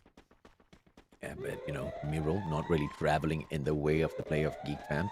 So I guess the Angels are protecting the boys of Geek Fam for the time being. Man04 spotting out those airdrops, and he will be able to get the supplies for himself. But Blacklist International, they see those crates dropping out of the air as well. That's information play on their side, which Geek Fam just needs to be a little careful about. They are holding on to high ground, gives them that bird's eye view, but it also puts their heads in a very uncomfortable spot to be headshot out of that hill. Yeah, Blacklist International continues to hold on to peak, and as fate have it, it's going to be a danger zone. Meanwhile, for Team Princess, they're trying to drive away, at least for Ijat Sir. He's trying to get out, but that car isn't going far. In fact, it's going to be set on fire now. They're both forced away. There is a motorbike, but can they get on top of it? Doesn't feel like they are able to do so. As EWG will try to hunt them down. Ali does find Siga off screen, but Team Princess will be put to the test. The glue walls are in motion. Lux only has 2 more to go, and this one quite far. Can he make it there in time? No, just not able to cover the distance. Jays will find that one, but Ijat, he will be able to escape at least for now. Yeah, outside of the safe zone, just taking a little bit of damage, but the long rotation most definitely is going to, bode well for him as he tries to place for the placements. What a nade coming in from Phoenix. Manages to clip K-Pa just a little bit, but not much of a damage. And now Blacklist International trying to take this fight up against Epic. And Epic doesn't want any bit of this. They back away. They say bye-bye. And they leave Blacklist International all alone, tossing those nades at absolutely no one. And you can see that Blacklist International, they are so systematic, so surgical, checking every angle with the nade. Just in case someone is there, that target will be flushed out. But unfortunately for Epic, sure they were able to quote-unquote run away, but they didn't really get too far. Circle moves away from Geek Fam, EWG covering the south, and Oregon and White on the north. And Geek Fam, they're slowly converging. Team Princess now shows up. They will finish off Ashen because they're not done just yet. So Epic, they have another problem on their hands. Blacklist International on one side and Team Princess on the other. Blacklist International feels like they might be the biggest winner after seeing that kill feed. They know that they have more praise on the table. And you can see that they're beelining straight towards Portugal. They're just gonna leave both Epic and Team Princess in the dust. Maybe they are gonna be left in the hands of Geek Fam, who are playing the long rotation behind Blacklist. And the long rotation might not bode well for Blacklist, or it could just be the perfect gift in the hands of the Blacklist players as they are able to gatekeep Geek Fam in a couple of moments. Let's see exactly how this fight is going to break out, because one player from Icon still sticking on to the edge of the zone, Kepa, and he will be able to get the information on these players of Blacklist of Geek Fam, pass it over to Ijat Sir as well. Sorry, not Ijat Sir, he's from Team Princess. My apologies, ladies and gentlemen, boys and girls. But Coco, with a long-range engagement, isn't even able to go and assist Kepa at all. Will be able to spot Ijat Sir, but the shotgun in hand pops out the glue wall, and that's just way too easy for Team Princess Ijat Sir. But that information, that noise just pulls the attention of Geek Fam, and this might just be the end for Ijat. Yeah, he was ready for that from the get-go, but of course now with Geek Fam making so much noise, this might be the fire that lights the fuse for the final fight. He just trying to cower behind those glue walls, and rightfully so. But Orin is going to push it for the finisher. He just with the shotgun in hand. Oh, Orin with 4 health gets the finisher. He is knocked down by the blue zone. They should be able to rest him. There's still some time to work with. The blue zone doesn't hurt as much just yet. So Geek Fam will be able to get Orin back up on his feet and have that full squad ready for the next phase. But this is where things get a bit dicey. Argon MY is in the vicinity, the team that slayed Geek Fam in the previous round. And also Black International contesting 3 of these teams who are vying for that booyah. What a fitting bout between these 3 parties. Oh, absolutely, man. And Blacklist International as well as Geek Fam both making it into the Oh no, they're next both safe knocked zone down by the at play the zone. very same time. And that's just a little unfortunate, but lucky for them, they are quite close for the safe, and they get picked up by the team members. Argon MY now in front, and Blacklist International, they've got a compound to work with here at Pochinock, so they're not going to be getting involved in this fight between Geek Fam as well as Argon MY that might break out any moment. EWG on the other side, all they want to do is just stay silent and let these Titans fight it off and pick off a couple of extra kills. In fact, if anything, just go in there and get the booyah for themselves. And sorry, Raw, trying to set up a similar situation for them. This is about to become a crazy showdown for the final battle. Yeah, almost out of 6 teams, almost all of them have the full squad available. Miro is going to get shot down, and that might be the opener for what's about to come. Geek Fam slowly inching forward. That blue zone is closing in, and look at that, Argon and MY. They're trying to hold on as best as they could. Sorry, Raw on the other hand. Yeah, 3 members in the attic and 1 on the first floor. Those grenades are getting tossed out as well. Argon MY, it feels like they've been boxed in by EWG. I mean, Geek Fam, they're just waiting for something to happen. Exact, making sure that that window will be always guarded, at least always scouted out by him. So Blacklist International, they don't really have much space to work with. But look at this, this is just too crowded for the final zone. Sharp gonna get the first knock onto Kaiser as EWG starts things off. And for the start of Sorry Raw, they are also chipping in. Akims and Kimi both taking damage. Dua Barade, can they make an entrance into the safe zone? They are barely hanging on by the edge. They still have 30 seconds to work with, but 30 seconds is very short. EWG, they're being the gatekeeper, but Geek Fam might just chip in. Cobra is already down. Fakery, Dua Barade still not willing to rush in just yet.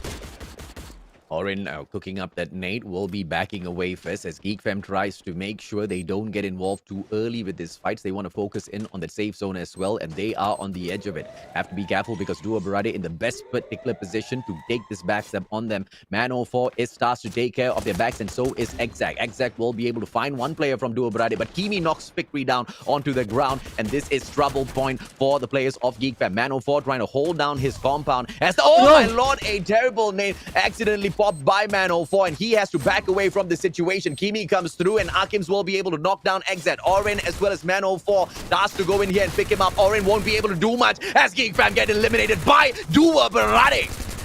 And Dua Barade now gets an opening to continue the push, and Kaiser, he's going to lead the charge as well, running straight into Argon MY. Can Dua Barade continue that sprint? Bonito with a nade!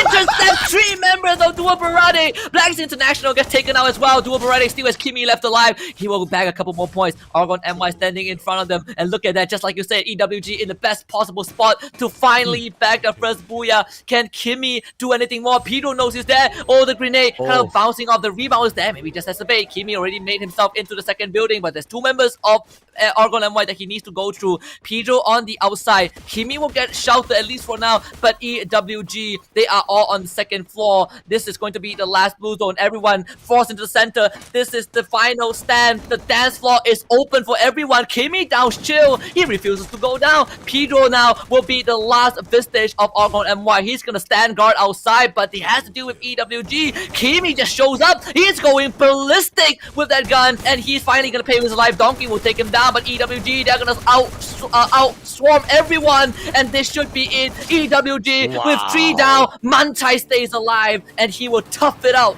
EWG gets that booyah to close off day 2. WOW, what a play by EWG, securing the first booyah of the competition. And of course, the man of the hour, Manchai. You said it, Husky. 3 of their players all down on the ground. The guy had to just secure it for himself. And thankfully, the prayers are coming out, man. They're absolutely thankful for their own performance out there. They have to pat themselves on the back. And if EWG continues this, they most definitely can keep up with their run for the top 5 spot. Yeah, and EWG finally being the 3rd team from Group A to get a booyah. And I think to cap out the day. Maybe those points will at least boost them in terms of ranking, because they had the best possible position. Oregon MY almost did the unthinkable. It really came down to the wire. That blue zone was the main difference maker, but thank goodness Manchai had enough health to tank to one more tick of the damage, and Oregon MY didn't have that luxury. Geek Fam once more shut down, but you have to really be in awe of Monito. Just one good grenade, that interception really ruined the chances of Duo Berade. Yeah, absolutely, man. But Duo Berade as well, making it into the final zone, putting up such a tough fight against all of these players. And it was Kimi that was just so impressive. And if only they could have just held on for a little bit longer, obviously they would have been able to bag a stronger position for themselves. But you know, EWG, they've been playing this really well, sneaking in towards that final zone. But now, just like Secret Expert, they have to start focusing on finding a little bit more of kills for themselves. Because earlier on today, they started off things, I believe, somewhere around the 8th and 9th position. But on that first page of the leaderboards, they, I believe, had the least amount of kills of them all. And now being pushed in towards that 12th spot, trying to earn their way back up the standings. Yes, placements are going to be doing them a lot of good. But just like Secret Expert, that strategy is not going to hold out for too long, Husky. Yeah, absolutely. And that is something that they need to kind of slowly polish over time. But let's take a look at the highlights for round number 6. Super eventful. Team Princess stepped up their game against they took on No Escape Umbrella. Kind of a sloppy execution, but they made it work regardless. We have Sorry Raw completely outclassing Freedom Rumble at their own game. So we are seeing Group A really putting on the challenge against Group C. This is not just a Group C dominated match anymore. I would say, even though they still put most of their teams on top, you can see that there are some sort of resilience, some semblance of resistance from both A and B. Oh, absolutely, man. I mean, EWG as well as Duo Berade making it into that final zone, it just proves the point that Group A, they do not want to be the feeders of this competition, and they definitely can step it up. It's just a little bit of those strategies that needs a little bit of that tweaking.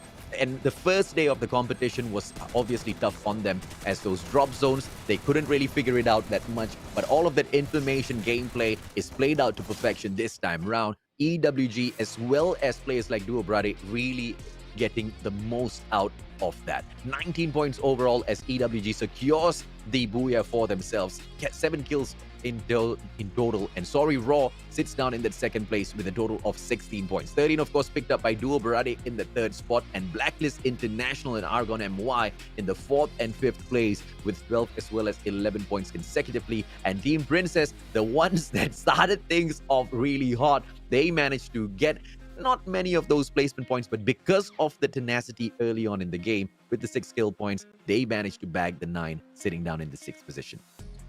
And Geek Fam seemingly running out of gas as they sit in 7th place with only 1 kill, so that's 6 points. Epic with 4 points in 8th place. Now No Escape Umbrella and Metrics, they both only got 2 points in 9th and 10th place. Freedom Rumble only bagging 1. A very slow day for Freedom Rumble, and definitely not the ending to week 1 that they wanted. They kicked off hot yesterday, but today it was a bit too slow. Hero sits at the bottom with none. And with that, that's the end of week number 1. But we're seeing, again, a bit of contention from these teams. Geek Fam, they've already made a statement for the in the first 2 rounds that they played, and to be honest, I would have liked to see a bit more from them in round 3 and 4. Not necessarily 4 booyahs in a row, but definitely not 6 points and not just 1 or 2 kills. They kind of needed to do a bit more to convince me of their consistency, but nonetheless, they've made their point, and they can hold on to that for a while. Yeah, we can take note of one thing though. Blacklist International, sorry, not Blacklist, Geek Fam, they performed really well up against team Group B, but against Group A is where they have suffered, right? And I wonder if this is something that's going to continue. Granted, it was Argon MY that kind of disturbed a lot of their plays in that round number 5, and that just set them up for the booyah as well, right? But of course, ladies and gentlemen, boys and girls, a total recap over in round number 1. It was AKO Steady Squad with a great performance, but unfortunately their only solid performance of the day, as they bagged the booyah up for themselves with a total of 19 points. And then Team Princess, representing Group A, stepping it up as well, as they took round 2 at Bermuda. And that is when we took a short break, where Geek Fam came in, giving us brand new life, brand new excitement in the competition. Absolutely stoked to see the Kings of All come back with a little bit of their old flavor. They managed to back a crazy 21 kill run in that game, and the booyah to compare themselves to the round number 4. And that was quite a good performance as well in terms of consistency, asking.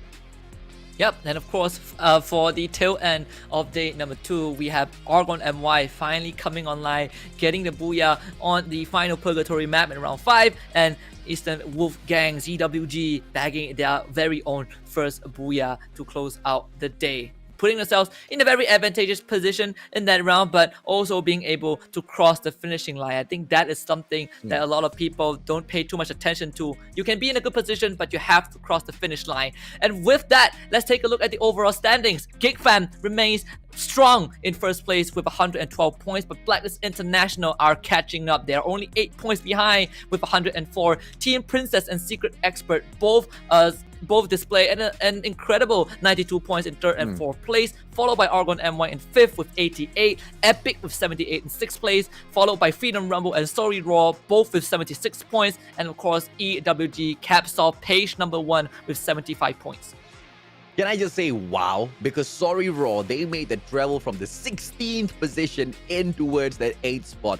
Absolute tremendous performance by these guys. Consistency throughout those matches that they've been handling in here for themselves. And I cannot wait to see what they can bring in here next week. Hopefully, both the days next week will be days that Sorry Raw will be able to perform. But of course, as we take a look at the second page, and Snow Escape Umbrella, that seems to have taken quite the hard hit in the competition, dropping from that 7th spot all the way down to 10th with the 68 points. And AKO Steady Squad joins them as they take that 11th position. Dua Barade with a little bit of improvement, jumping up from that 14th place into 12th with a 60 points. Devora, lackluster performance in here today. 13th place is what they get to end up with. And Icon, of course, with that 14th spot. This is something I wasn't expecting. I was expecting Icon to be able to really, climb up the leaderboards today, but it was just a somber pace from them. And instead of climbing, they actually dropped 2 spots. New Gang maintaining their lackluster performance throughout the whole competition with that 15th place and the 38 points. Metrics, MND Diehard, as well as Hero, they wrap up the bottom of the board with a 16, 17, as well as the 18th spot, Husky. A lot of shifts in terms of standing, but most of them happen within Group A and Group C. Yeah. I mean, Secret Expert, the sole representative of Group B, who still holds on alongside Epic. Both of them holding on in that first page. But let's take a look at the MVP of map 5 and 6. Of course, none other than Pedro. He's the instigator, he's the finisher, he's the terminator. 9 kills, 4 assists from Argon MY. What more could we ask for from this guy? Yeah, but it will not be possible for Pedro to be able to play his game at his best if it's not for that mighty combo of Spark, right? Argon MY is just a squad that builds each other up, and it is great to see that, they are taking some lackluster rounds in here, but immediately making those micro adjustments to jump right back up. And Pedro just needs to continue leading his team in terms of dominance out there on the battlefield, and no doubt whatsoever that Argon MY will be able to continue climbing up the leaderboard overall. Crazy performance coming through from this team, and of course, Pedro making his squad proud today, SK. Yeah, and you know that these guys are definitely super experienced. They are battle-hardened elites. When you see in their player, their player portrait, they are sporting the MCP jersey. That really says a lot about these guys. Just fully ready. But yeah, I mean, for Group B, only Secret Expert represents the whole group in their top 9.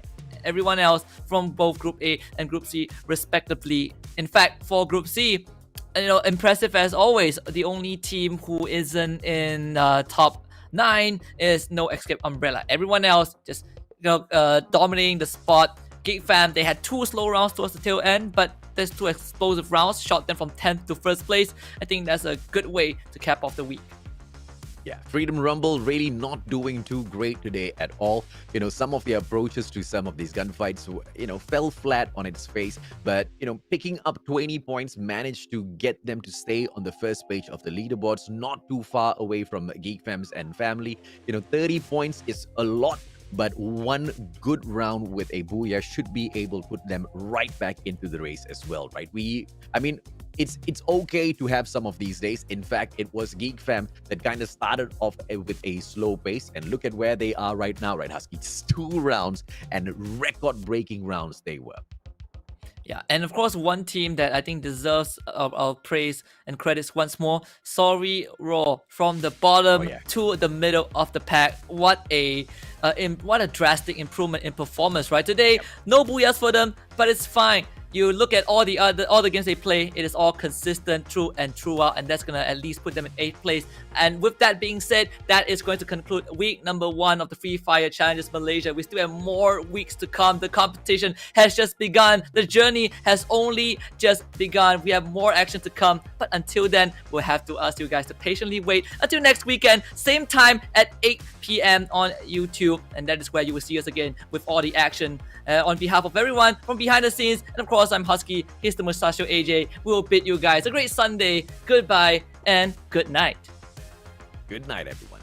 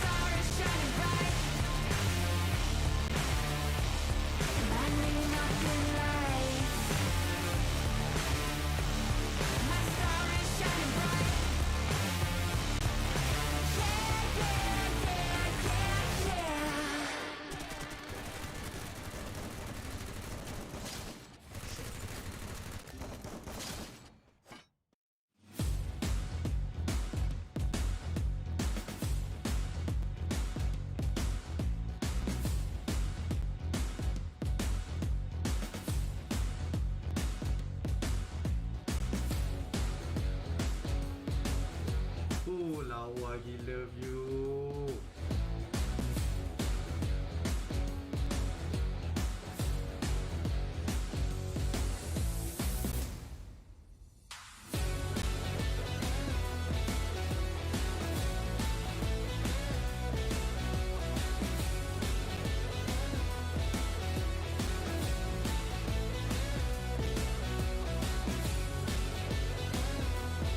Kalau dah terpekik macam ni, so memangnya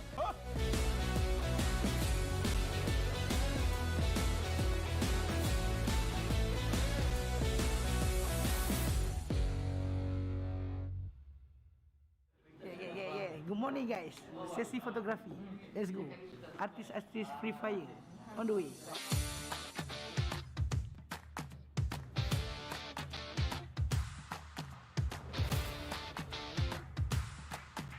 Kita tak biasa photoshoot, macam perasan model kejap lah.